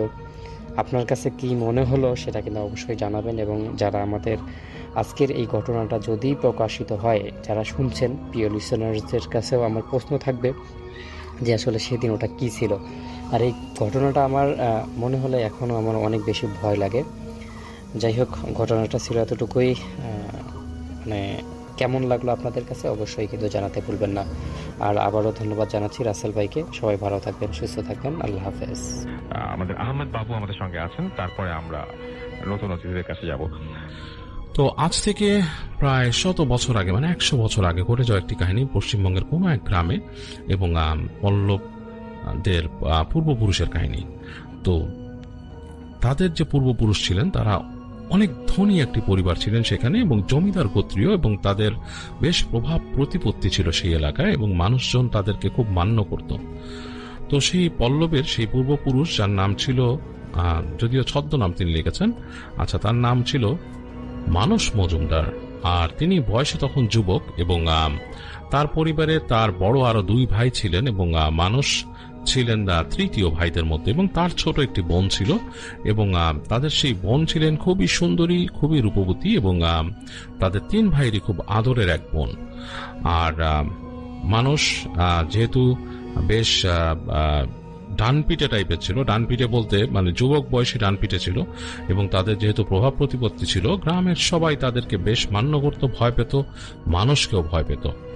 তো যাই হোক, এরকম একজন মানুষ ছিলেন, সেই মানস মজুমদার, একজন যুবক, এবং তিনি গ্রামে বিভিন্নভাবে পরিচিত ছিলেন তার শৌখিন স্বভাবের জন্য। তিনি বিভিন্ন সেই সময় গ্রামে নাট্যকলা বা এই ধরনের বিভিন্ন জিনিসে তিনি ইনভলভ ছিলেন। গ্রামের যেই ধরনের চর্চা হতো, সাংস্কৃতিক চর্চা যা হতো, তাতে তিনি ইনভলভ ছিলেন। এবং এছাড়াও গ্রামে যখন কোনো পালা হতো বা কোনো কিছু হতো তখন সেগুলোতে তিনি পৃষ্ঠপোষকতা করতেন। তো তার বড় 2 ভাই তাকেও, বড় 2 ভাইও তাকে বেশ সমীহ করে চলত। তো এরকম ভাবে চলতে হচ্ছে মানস মজুমদারের জীবন, এবং তাদের পরিবারের অবস্থা ছিল এরকম। তো মানুষের যে ছোট বোন, তিনি আসলে পড়াশোনা করেছেন সেখানকার অন্দরমহলে, তাকে শিক্ষা দেওয়া হয়েছিল, সেখানকার শিক্ষক এসে পড়িয়ে যেত তাকে বাসায়। এবং তার কথা ছিল যে সে যখন নাকি পড়াশোনা করে মোটামুটি হাই স্কুলে যাওয়ার অবস্থা হবে, মানে তখনকার সময় সেই হাই স্কুল ব্যবস্থাটা, মানে কেউ যদি সেই মানে এসএসসি বা মাধ্যমিক পরীক্ষা বা এই ধরনের এই লেভেল যখন রিচ করতো তাহলে সেটা অনেক মানে বড় রকমের একটা এডুকেশন ধরা হতো। তো যাই হোক, সে যখন নাকি সেরকম একটা লেভেলে যাবে পড়াশোনায়, তখন তাকে কলকাতা শহরে পাঠিয়ে দেওয়া হবে, এরকম তাদের পরিবারের পরিকল্পনা ছিল। এবং বাসায় ছোটকাল থেকে মানুষের ছোট বোন, যথেষ্ট রকমের মানে সে মানে আদর এবং পড়াশোনা এবং যত্ন সবই পেয়েছে। তো তার নাম ছিল চিত্রা, এবং সে এভাবেই মানুষ হচ্ছিল আর কি। তো বেশ সুন্দরই কাটছিল মানুষ মজুমদারদের জীবন, এবং তারা খুব ভালোই সময় কাটাচ্ছিল তাদের সেই সময়টা। এবং তাদের বাসায় এসে তাদের সেই শিক্ষক পড়াশোনা করিয়ে যেত, এবং চিত্রার জীবনও কাটতো সেরকম। তার বাসা ছিল আসলে তার সবকিছু, কারণ বাইরে খুব একটা জগৎ তার আসলে তেমন ছিল না, কারণ তাদের গ্রামে তারাই মোটামুটি প্রতিপত্তিওয়ালা পরিবার, এবং এছাড়া যারা ছিল তারা আসলে এতটা অবস্থা সম্পন্ন না, এবং বেশিরভাগই তাদের জমি জমাতে কাজকর্ম করেই চলতো। তো যাই হোক, সেই গ্রামেরই সেই যে মাস্টার সাহেব তাকে যে পড়াতেন, তার এক ছেলে ছিল, সেই ছেলের নাম ছিল কল্লোল। এবং সেই কল্লোল বেশ ডানপিটে স্বভাবের ছিল, এবং কল্লোলের চেহারা সুরত খুব সুন্দর ছিল, সবাই তাকে দেখেই ইমপ্রেসড হয়ে যেত। বেশ শ্যামলা টাইপের একটা ছেলে, খুব কর্মঠ, এবং সে কাজ করতো। এবং কল্লোলের একটা ব্যাপার ছিল যে তখন যে সেই মাস্টার সাহেব যে তাকে পড়াতেন, সেই চিত্রাকে পড়াতেন, এবং সে মাস্টার সাহেবের ছেলে কল্লোল তার বাবার কল্যাণে সে পড়াশোনা করত। তো সেই গ্রামেই তখনই ছোটবেলায় ছোটদের পড়াশোনার একটা ব্যবস্থা ছিল, সেটাকে আসলে বিদ্যালয় বলা যাবে না, সেটা ছিল হচ্ছে গাছতলায় পাঠদান টাইপের একটা ব্যাপার। গাছতলায় সেখানে সেই মাস্টার মশাই তাদেরকে পড়াতেন বসিয়ে, এবং সেই মাস্টার মশাই যে গ্রামের চিকিৎসা ব্যবস্থাও, যে হোমিওপ্যাথিক চিকিৎসা, সেটাও তিনি সেখানে দেখতেন। তো কল্লোল বাবার কাছে ছোটবেলায় পড়াশোনা কম বেশি করেছে, এবং এভাবেই সে বেড়ে উঠেছে, এবং সে বেশ ডানপিটে ছিল, এবং সেও বেশ ভালো মানে তার গ্রামে পরিচিত ছিল তার কর্মকাণ্ডের জন্য, এবং সবাই তাকে ভালো ছেলে হিসাবেই জানতো। তো কল্লোল যেটা করে, কল্লোল তার বাবার কাজেও সাহায্য করে, কল্লোল তাদের ক্ষেত খামার করে, এবং তাদের বাবার যে জমি আছে সেখানে সে চাষের ব্যবস্থা করে, এবং এভাবেই তাদের আর্থিক অবস্থাটাও কিছুটা মানে ভালোভাবে আর কি চলতো আর কি। তারা এতটা মানে দিন দরিদ্র ছিল না সেই গ্রামে, মোটামুটি চলতো আর কি। তো যাই হোক, কল্লোলের বাবা পড়াতেন সেই মানুষ মজুমদারদের বাড়িতে, এবং মানুষের বোন চিত্রা পড়তে হচ্ছে কল্লোলের বাবার কাছে, মাস্টার মশাইয়ের কাছে। তো যাই হোক, এই জিনিসটা আসলে বেশ ব্যাখ্যা করে বলার কারণটা হচ্ছে যে কাহিনী আসলে ব্যাখ্যা করতে গেলে এটার প্রয়োজন আছে। তো একবার যেটা হয়, মাস্টার সাহেব পড়াতে যান চিত্রাকে, এবং তার পড়ানোর সময় ছিল দুপুরের পরে। তো তিনি পড়াতে গিয়ে তিনি বেশ অসুস্থ হয়ে পড়েন। তো তিনি বেশ অসুস্থ হয়ে পড়েন, তার বেশ একটু শ্বাস নিতে সমস্যা হচ্ছিল, এবং তিনি খুব খারাপ বোধ করতে থাকেন। তো চিত্রা তাকে জিজ্ঞেস করেন যে, মাস্টার মশাই, আপনার কি হয়েছে, আপনি কি অসুস্থ? বলে যে, আমি খুব অসুস্থ ফিল করছি মা, আমি আসলে একটু সমস্যা, আমি নিঃশ্বাস নিতে পারছি না। তো উনি বেশ অসুস্থ হয়ে যান। তো তখন যেটা করে, চিত্রা তাদের বাসার ভেতরে খবর দেন যে মাস্টার মশাই অসুস্থ হয়ে গেছে। তো মাস্টার মশাইয়ের অসুস্থ হওয়ার খবর শুনে তাদের বাড়ি থেকে একজন কাজের লোক চলে যান দৌড়ে মাস্টার মশাইয়ের বাড়িতে।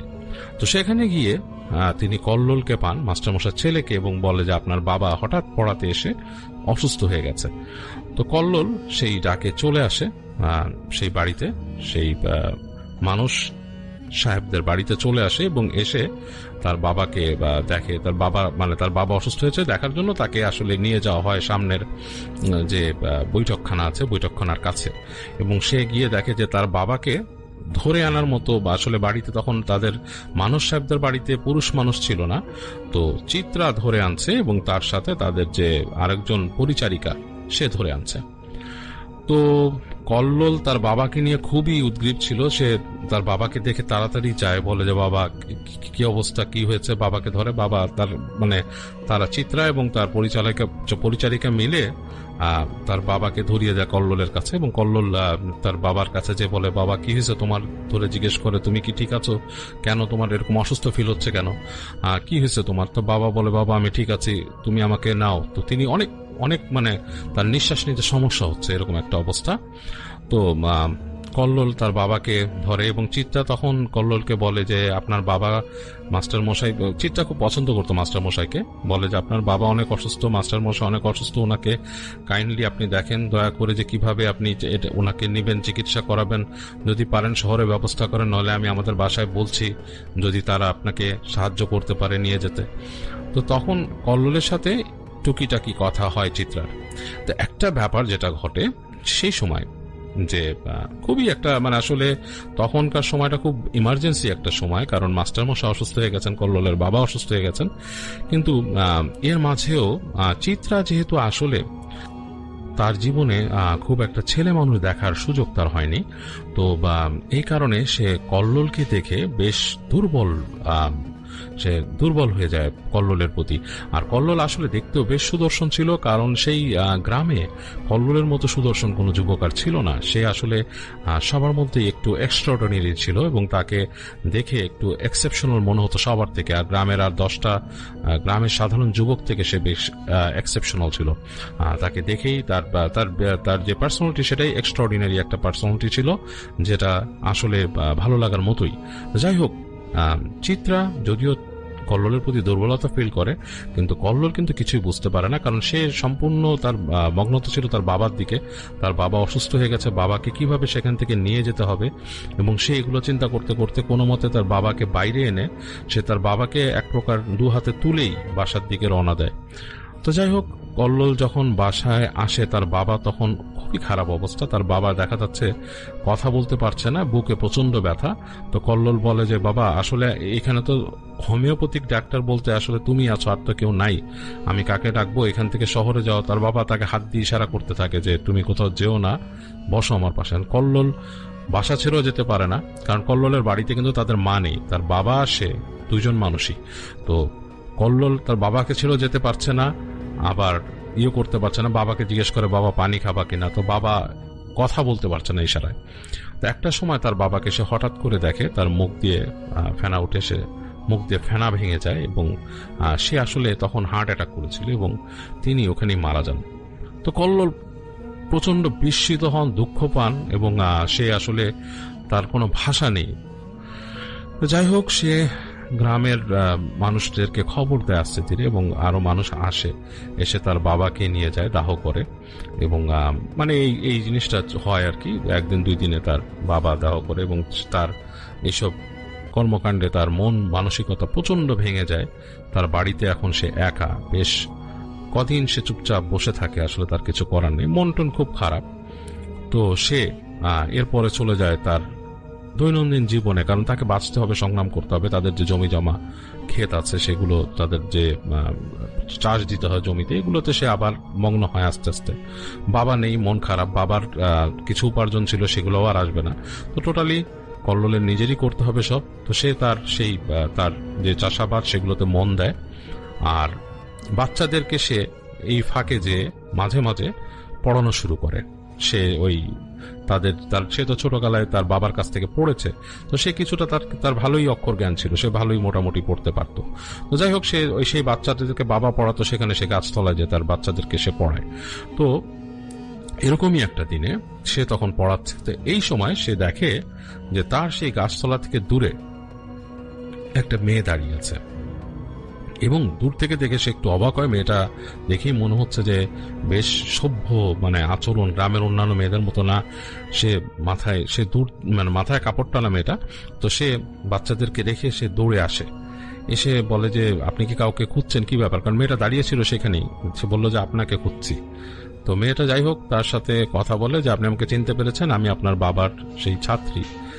তখন বলে আপনি এখানে কি করছেন, গাছতলায় চলে এসছেন, এখানে দেখলে মানুষ কি বলবে আপনি এরকম এসছেন? তখন মেয়েটা বলতেছে যে না, আমি এসছি, আমার খুব দুঃখ, আপনার বাবাকে আমি অনেক অনেক পছন্দ করতাম, আমাদের মাস্টার মশাই, এবং তিনি আমাকে নিজের মেয়ের মতো জানতেন। আমার মন খুব খারাপ, উনি মারা গেছেন, আমি যেতেও পারি নাই।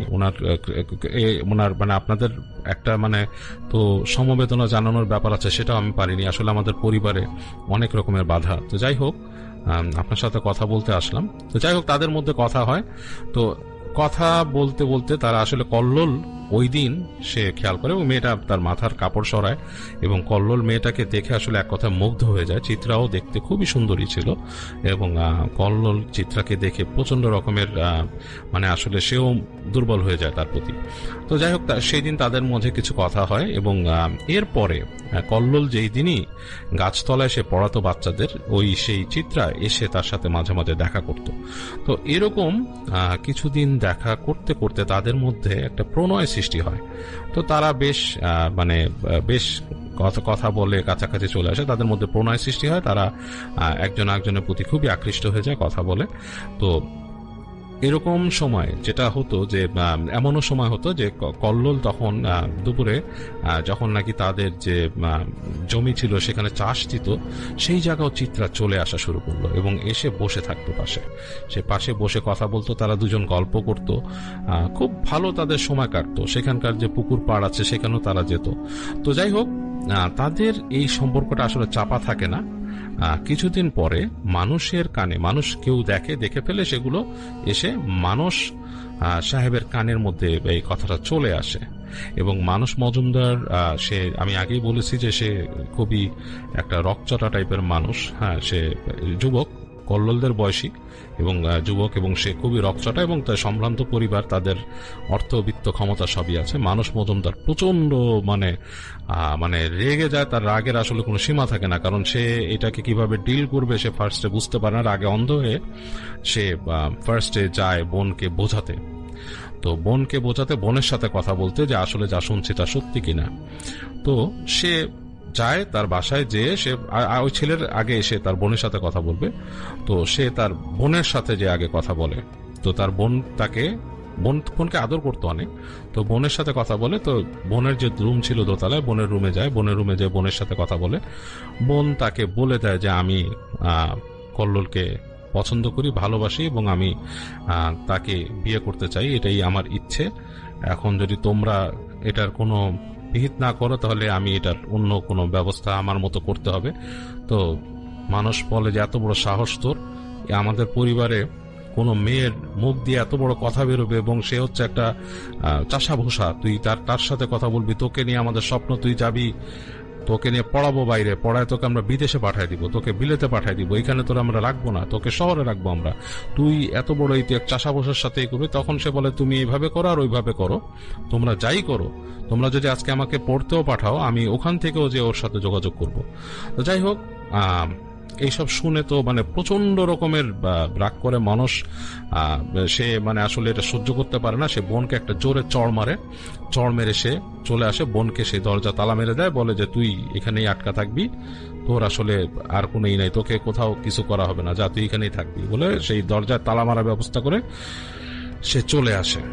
তো চলে আসার পরে এসে সে নিচে খবর নেয়, তার সাথের মানুষদেরকে খবর দেয়, দিয়ে বলে যে সেই কল্লোল যে এত বড় তার সাহস, এত বড় তার কলিজা যে সে এরকম করছে, এই কল্লোল চক্রবর্তীর আমি ব্যবস্থা করে ছাড়বো। তো যাই হোক, সে কথা বলে তখন তার সাথে মানুষরা মিলে কল্লোলকে ডাকিয়ে আনে, এক জায়গায় যায় এবং মানুষ নিজেও যায় সেখানে এবং ডাকিয়ে এনে রাতের বেলা, তখন সন্ধ্যা হয়ে গেছে, কল্লোল তো বুঝতে পারে না, প্রথম সে দেখে তাকে কিছু মানুষ ডাকতে আসছে, সে চলে যায়, তারপর ধরে তাকে বলে যে তোমার তো বিচার আছে, তুমি এত বড় সাহস তোর, তুই এই পরিবারের মেয়ের সাথে তোর সম্পর্ক করতে চাস? তো কল্লোলও সে বুক ফুলায় বলে যে আসলে আমার সাথে সম্পর্ক আছে, আমি তাকে ভালোবাসি। তো যাই হোক, এসব কথা শোনার পর তাকে তারা হঠাৎ করে চড়াও হয়, তার উপর মারধর করে। তো যাই হোক, অনেক ইসের পরে তার সাথে ধস্তাধস্তি মারামারির পরে সেই মানুষ সাহেবের যে লোকজন ছিল, সেই মানস মজুমদারের সাথে যারা লোকজন বা যারা তার পেয়াদা ছিল, তারা তাকে মেরে তাকে সেইখানে যে তার যে ক্ষেত, সেই ক্ষেতের মধ্যে তাকে মেরে তাকে সেখানে কেড়ে ফেলে, তার মুখটা নিচের দিক কাটায় চেপে রেখে তারা চলে যায়। যাই হোক, কল্লোল এইভাবে বেঘরে মারা যায়। আর মানস তার বন্ধুদের নিয়ে বা তার পেয়াদা বন্ধু যাই ছিল সাথে সঙ্গী সাথে নিয়ে চলে আসে। তো সে বাড়িতে এসে আলাপ করে, তার বড় ভাইয়ের সাথে আলাপ করে এবং সেই কথাগুলো বলে যে এরকম কাহিনী, এরকম ব্যাপার হয়েছে, আমি আজকে সন্ধ্যায় এরকম কাজ করে দিয়েছি, তো পরবর্তীতে যদি পুলিশ আসে, থানা পুলিশ হয়, এটার ব্যবস্থা কিন্তু তোমরা করবা, কিন্তু কেউ প্রমাণ দিবে না, কারণ আমার সাথে মানুষ যারা ছিল তো আমার পেয়াদা এবং কেউ দেখে নাই এই ব্যাপারটা। তো এইভাবে এসে জিনিসটাকে এইভাবে বলে। তো বলার পরে তার বড় ভাই বলে, যাই হোক এইভাবে করাটা ঠিক হয় নাই। তোমার বলে যে না, তাহলে আমি যদি এটা না করতাম তাহলে আমার বোন পাগল হয়ে গেছে, যে আমার বোন তার সাথে যেভাবেই হোক তাকে বিয়ে করবে, দরকার হলে শহরে যে সে তার সাথে যোগাযোগ করবে। তো যাই হোক আমি এটার হতে দিব না, আমি এটা শেষ করে দিছি, এই অধ্যায় শেষ।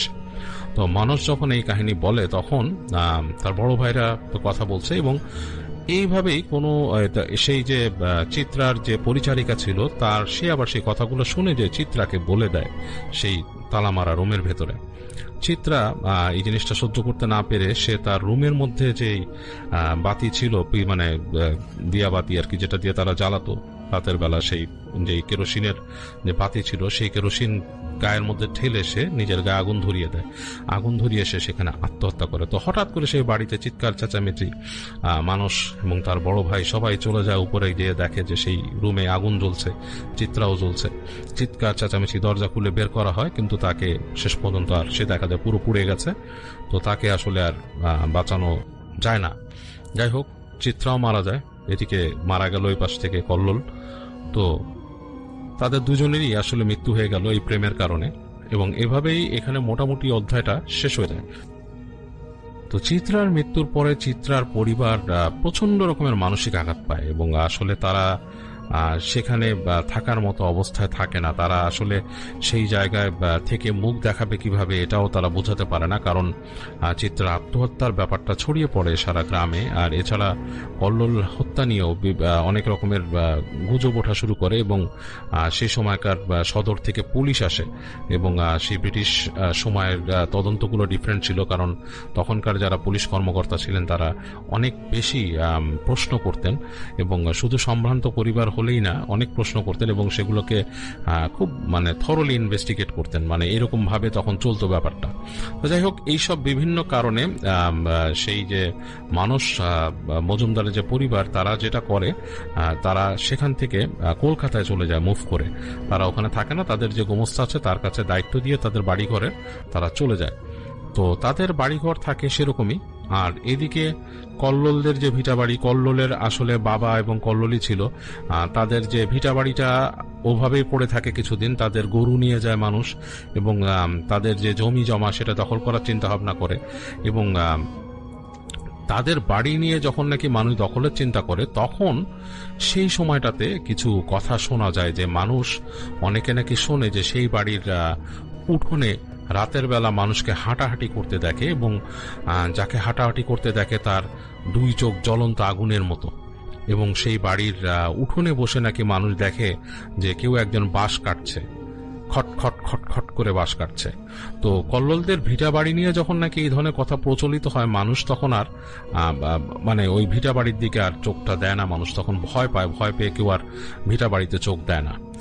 আর সেই যে গাছ ছিল, যেই গাছের নিচে কল্লোলের বাবা বা কল্লোলও পরে পড়াতো, সেই গাছের নিচেও মানুষ আর বাচ্চা নিয়ে কেউ যায় না, কারণ বাচ্চা পড়ানোরও কেউ নাই।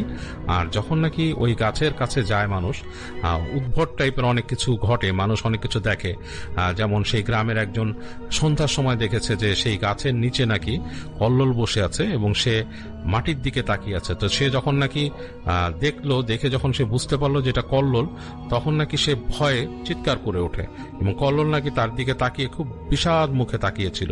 তো যাই হোক এই ধরনের কথা প্রচলিত হয়ে যাওয়ায় সেই গ্রামে কল্লোলদের বসত ভিটা এবং সেই যে গাছ, সেই বট গাছের নিচে পড়াতো, সেই জায়গাগুলো মানুষ মনে করে যে অভিশপ্ত বা হন্টেড, সেসব জায়গায় মানুষ যাওয়া বাদ দিল।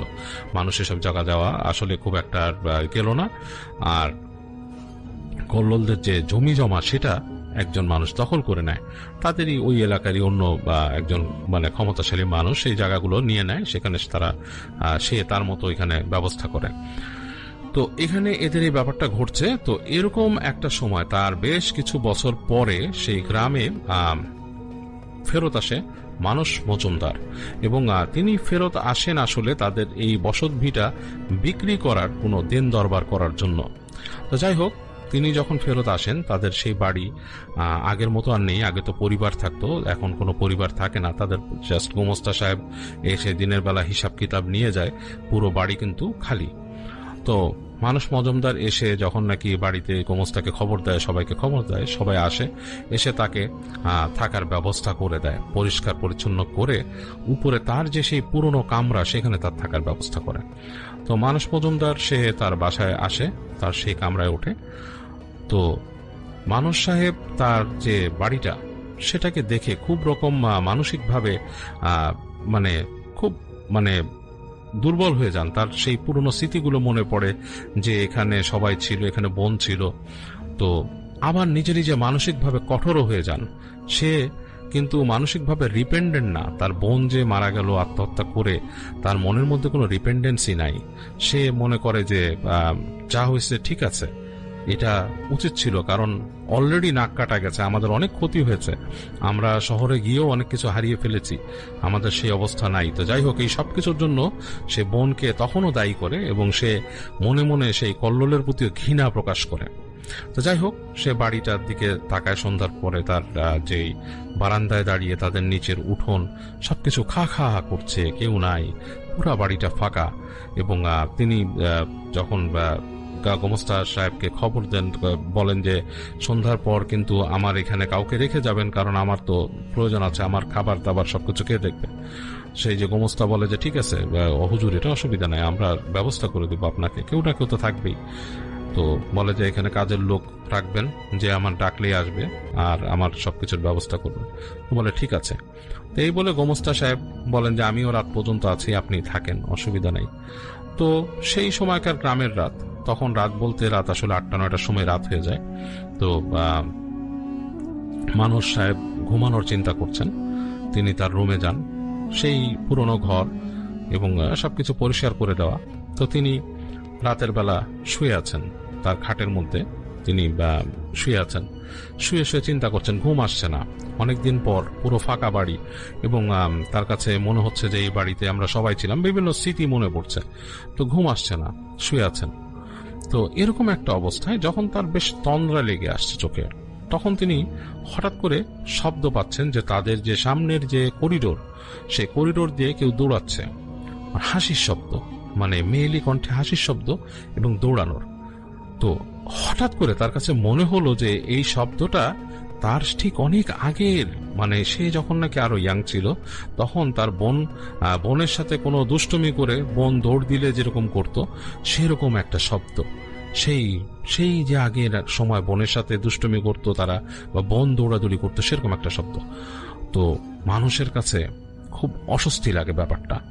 তিনি মনে করেন যে কে এখানে দৌড়াবে এরকম, এবং তিনি স্পষ্ট শুনেছেন হাসির শব্দ, খিলখিল খিলখিল হাসি, বোনের সে হাসি। তো তার কাছে বেশ অস্বস্তি লাগে। তিনি বলে কে দৌড়াবে। তখন একবার ভাবেন যে আসলে এটা আমার উত্তপ্ত মস্তিষ্কের মানে কল্পনা, আমি যেহেতু বেশ নস্টালজিক হয়ে গেছি বাসায় এসে এবং এইসব জিনিস ভাবছি, সারা বাড়ি খালি হতে এই কারণেই হবে। এরপর তিনি আবার শুয়ে থাকেন, অনেকক্ষণ শোয়ার চেষ্টা করেন। এবার তিনি শুনতে পান কিছু নুপুরের শব্দ। তার বোন যে পায়ে একটা নুপুর দিত, সেই নুপুরের একটা ছিকছিক শব্দ আছে। এটা ঠিক মলের শব্দ না, নুপুরের সাথে ছোট ছোট এরকম ঝুমকার মতো থাকে, খুব ছোট সেগুলা, যে নুপুরে, যেগুলো মলে না, খুব হালকা চিকচিক শব্দ। তো এটাও তিনি শুনতে পান। তার কাছে মনে হয় কেউ একজন হেঁটে গেছে তার দরজার সামনে দিয়ে। তো তার একবার মনে হয় যে আসলে কি গোমস্তা সাহেব কি অন্য মানুষদের উঠিয়েছেন, বা এখানে কেউ থাকে। তো এসব চিন্তা করে তিনি উঠে বসেন। তো উঠে বসে তার মাথার কাছে একটা পিদিম ছিল, গ্লাস চিমনি দেওয়া, তো সেটার আলো তিনি একদম ডিম করে দিয়েছিলেন ঘুমানোর সময়। তো সেটাকে তিনি আরেকটু বাড়ান, হালকা বাড়িয়ে দিয়ে তিনি উঠে যান দরজার কাছে। দরজার কাছে যায়, দরজা না খুলে কিছুক্ষণ কান পাতেন বাইরে। তো যখন কান পাতেন তিনি কিচ্ছু শুনছেন না, পুরো নিশুতি। আবার হঠাৎ তার মনে হয় সামনের বারান্দা দিয়ে, মানে সামনের যে তাদের যে বেলকনি আছে, সেটা দিয়ে কেউ দৌড়ে গেল।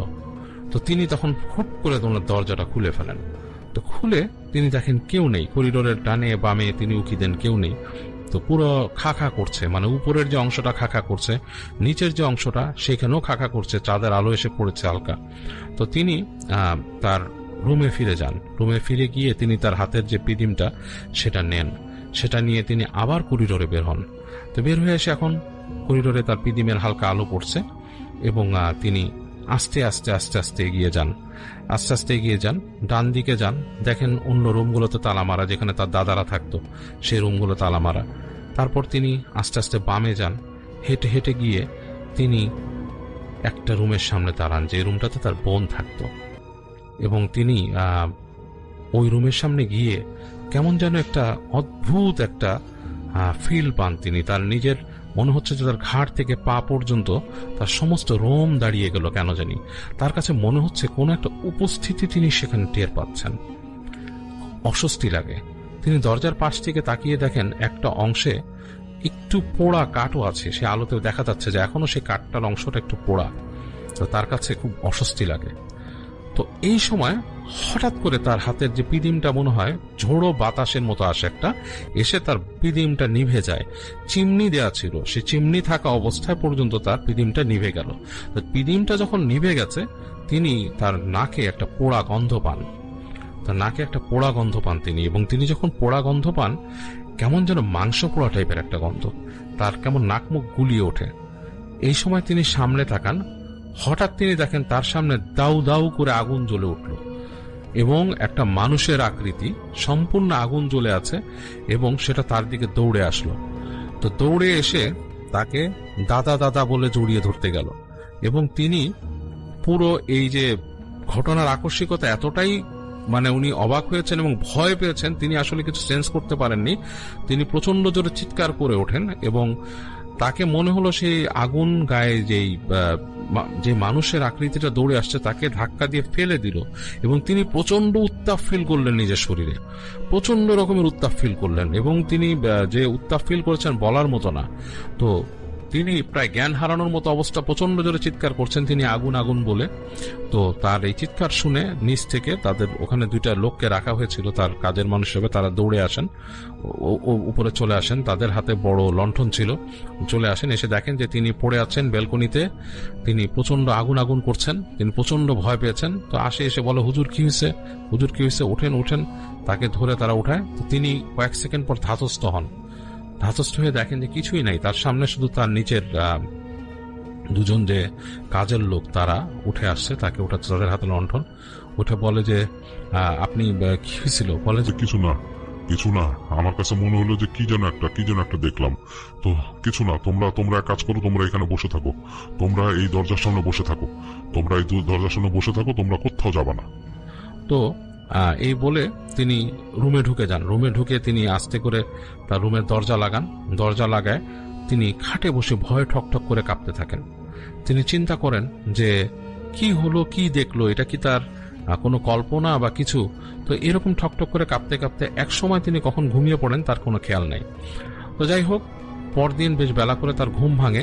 তিনি ঘুম ভাঙার পরে তিনি তার যে সাথের গোমস্তাকে উঠে খবর দেন, দিয়ে বলেন যে আপনি আমাদের যে এই জমি জমা বিক্রির ব্যবস্থা করেন, কোথায় কি কথা বলার ছিল, আপনার সাথে কথা হয়েছিল আগে, আপনার সাথে ডাক মারফত যোগাযোগ হয়েছে আমাদের, এবং আপনি বলেছিলেন যে জায়গা জমি কেনার মতো মানুষ আছে, যদি কিনতে চায় আপনি যোগাযোগ করেন, আমার সাথে দেখা করতে বলেন। তো সেই লোক তার গোমস্তা বলেন যে ঠিক আছে হুজুর, আমি ব্যবস্থা করতেছি, আপনি বসেন। বলে যে না, আমি এখন বসবো না, আমি গ্রাম দেখবো, ঘুরে দেখবো। তো সেই মানুষ সাহেব বাসার থেকে বের হন, তখন অলরেডি দুপুর গড়ায় গেছে। তিনি হেঁটে হেঁটে বের হন, বের হয়ে বাসার থেকে হেঁটে হেঁটে যেতে থাকেন। তো সে যেতে যেতে সে সেই রাস্তা ধরে যাচ্ছে এবং জমি জমা দেখছে, সবকিছু আশেপাশে রাস্তা দেখছে, সবকিছু দেখছে। এবং এক সময় সে হাঁটতে হাঁটতে আসলে এমন একটা জায়গায় চলে আসে, যেই জায়গাটা হচ্ছে সেই পুরনো বট গাছ। আসলে সেই পুরনো বটগাছ বলতে যেখানে সেই প্রাচীন বটগাছের নিচে যেখানে সেই কল্লোলের বাবা পড়াতেন, পরে কল্লোলও পড়াতো, সেই বটগাছ। এবং সেই বটগাছের যে বিশাল ছায়া, মানুষ সাহেব দেখেন যে বিশাল বটগাছের ছায়া পড়েছে এবং রোদের থেকে একটা বিশাল ছায়া তৈরি করেছে এবং বেশ ঠান্ডা সেখানে। তো তো মানুষ সাহেব কিছুক্ষণ দেখে হেঁটে হেঁটে যান। বটগাছের গোড়াটা আসলে খুব সুন্দর ছিল, এই কারণেই সেখানে আসলে পড়াশোনা করানো হতো সে সময় বাচ্চাদের।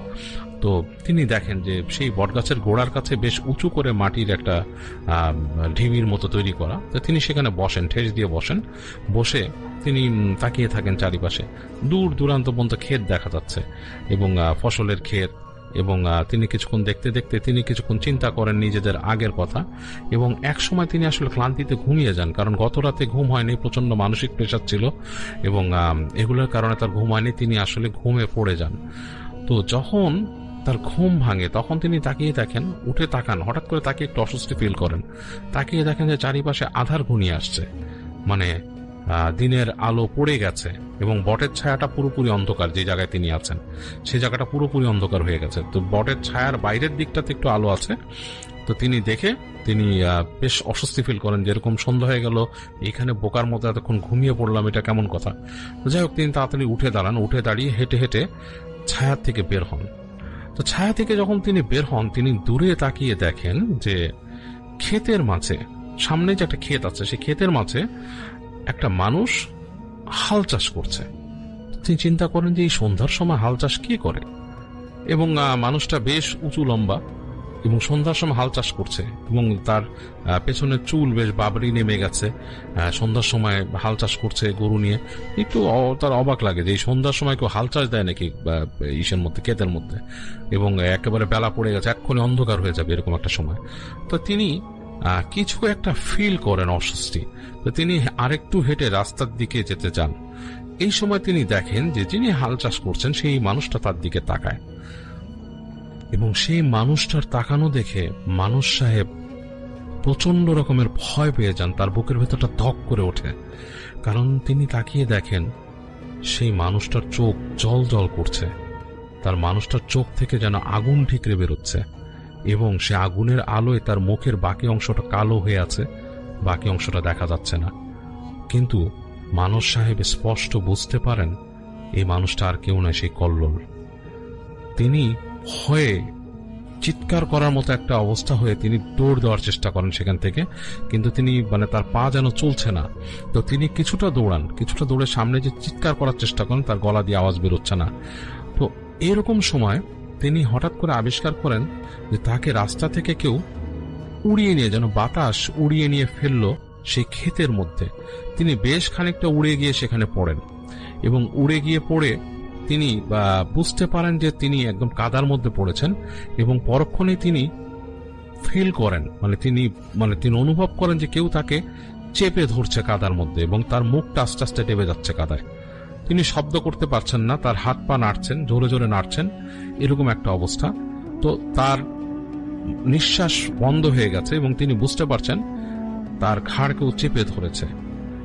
আর তিনি একটা শব্দ পাচ্ছেন পেছনে, তাকে কেউ বলছে, দম বন্ধ হইলে মরা খুব মজা, তাই না? তো মানস সাহেব এগুলো শুনছিলেন, কিন্তু তিনি কিছু করতে পারছিলেন না এবং তার কাছে সব কণ্ঠ অস্পষ্ট হয়ে গিয়েছিল।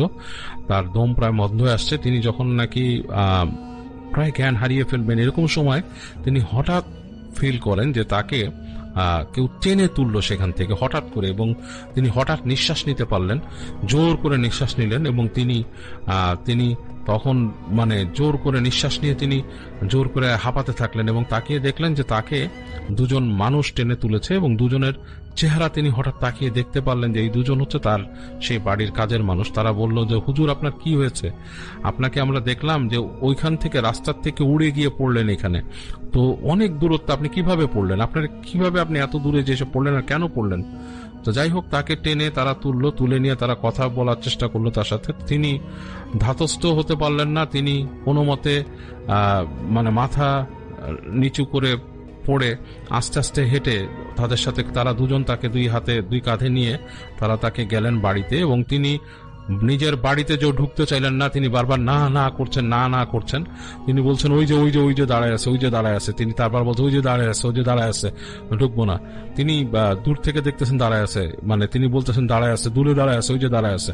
তো তার বাড়িতে তাকে আর কেউ নিতে পারলো না। দুই যে লোক তারা টেনে তাকে নিয়ে গেল হচ্ছে গোমস্তা সাহেবের বাড়িতে।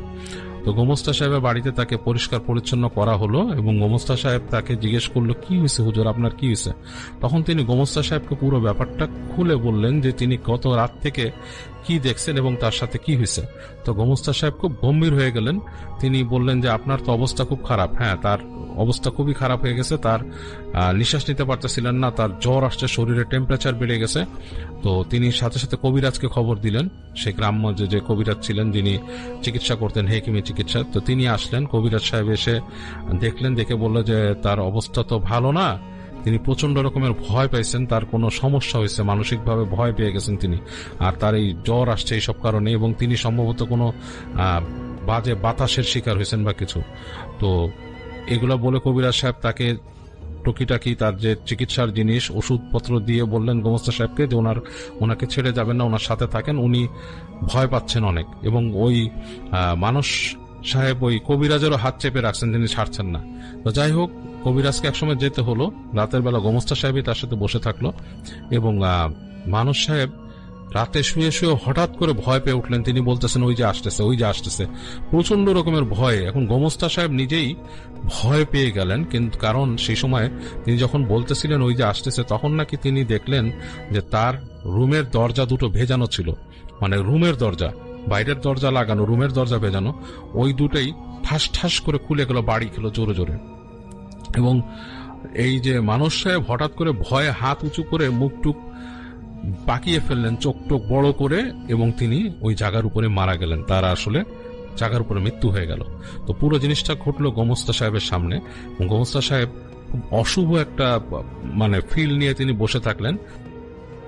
বাকি রাতটা তিনি কাজের লোক দুটোকে প্রায় জাগিয়েই রাখলেন পাহারাদার হিসাবে, এবং সকালবেলা তিনি সাথে সাথে বেরিয়ে গেলেন। বেরিয়ে গিয়ে তিনি সেখানকার সেই পোস্ট অফিসে চলে গেলেন। সেখান থেকে তিনি খবর করলেন, টেলিগ্রাম করলেন কলকাতায়, এবং আস্তে ধীরে তাদের পরিবার এসে এই শেষকৃত্যের ব্যবস্থা করলো। এবং পরবর্তীতে সেই যে মানুষ মজুমদার যে বাড়ি ছিল, সেটা অনেক দিনই এরকম সেই ভৌতিক বাড়ি বা ভূতের বাড়ি বলেই নাকি পরিচিত ছিল। সেখানে মানুষ ভয় পেত, কারণ অনেকেই নাকি দেখতো সেই বাড়ির ছাদের উপরে একটা আগুনের মানুষ দৌড়াদৌড়ি করত। এবং সেই গ্রামেরই আরো দুটো জায়গা ভৌতিক জায়গা বলে পরিচিত হয়ে যায়, যেটা হচ্ছে যে সেই যে ক্ষেত, সেই ক্ষেতের কাছে মানুষ দেখতো যে একটা মানুষ রাতের বেলা, অনেকেই আসতে যে দেখেছে, গভীর রাতে কেউ হেঁটে আসছে, দেখছে যে একটা মানুষ হাল চাষ করছে, এবং সেই মানুষের চোখ জল জল করে, আগুনের মতো জ্বলে। তো এরকম দেখতো অনেকেই। সেই ভিটা বাড়িতে গেলে কাঠের শব্দ পেত, বাঁশ কাটার শব্দ পেত সেই কল্লোলদের বাড়ির। তো এইভাবেই সেই এলাকাটা নাকি ভৌতিক এলাকা হিসাবে পরিচিত হয়, এবং মানুষ রাতের বেলা সেখান দিয়ে যেতে ভয় পেত। এবং সেই বাড়িটাও ভৌতিক জমিদার বাড়ি বলে পরিচিত ছিল। পরবর্তীতে সেই বাড়ির মালিকানা পরিবর্তিত হয়ে যায়, এবং যাদের পরিবর্তিত হয়ে যায় তারা সেটাকে ভেঙে চুরে ফেলে সেখানে অন্য কিছু নির্মাণ করেন। যাই হোক, এটা ছিল পল্লবদের পূর্বপুরুষের একটা কাহিনী। প্রিয় লিসেনার, আশা করি প্রত্যেকটি ঘটনা আপনাদের কাছে অনেক বেশি ভালো লেগেছে, কেননা প্রত্যেকটি ঘটনা ছিল ভয়ঙ্কর বাছাই করা ভূতের ঘটনা। তো প্রিয় দর্শক, এইরকম ভয়ঙ্কর বাছাই করা ঘটনা পেতে অবশ্যই এই চ্যানেলটি সাবস্ক্রাইব করিয়ে নেবেন। আর হ্যাঁ দর্শক, এই ভিডিওর কোন ঘটনাটি সব থেকে আপনার বেশি ভালো লেগেছে অবশ্যই কমেন্ট সেকশনে কমেন্ট করে জানিয়ে দেবেন। দর্শক, আশা করি আজকে এ পর্যন্তই। ভালো থাকবেন, সুস্থ থাকবেন। আল্লাহ।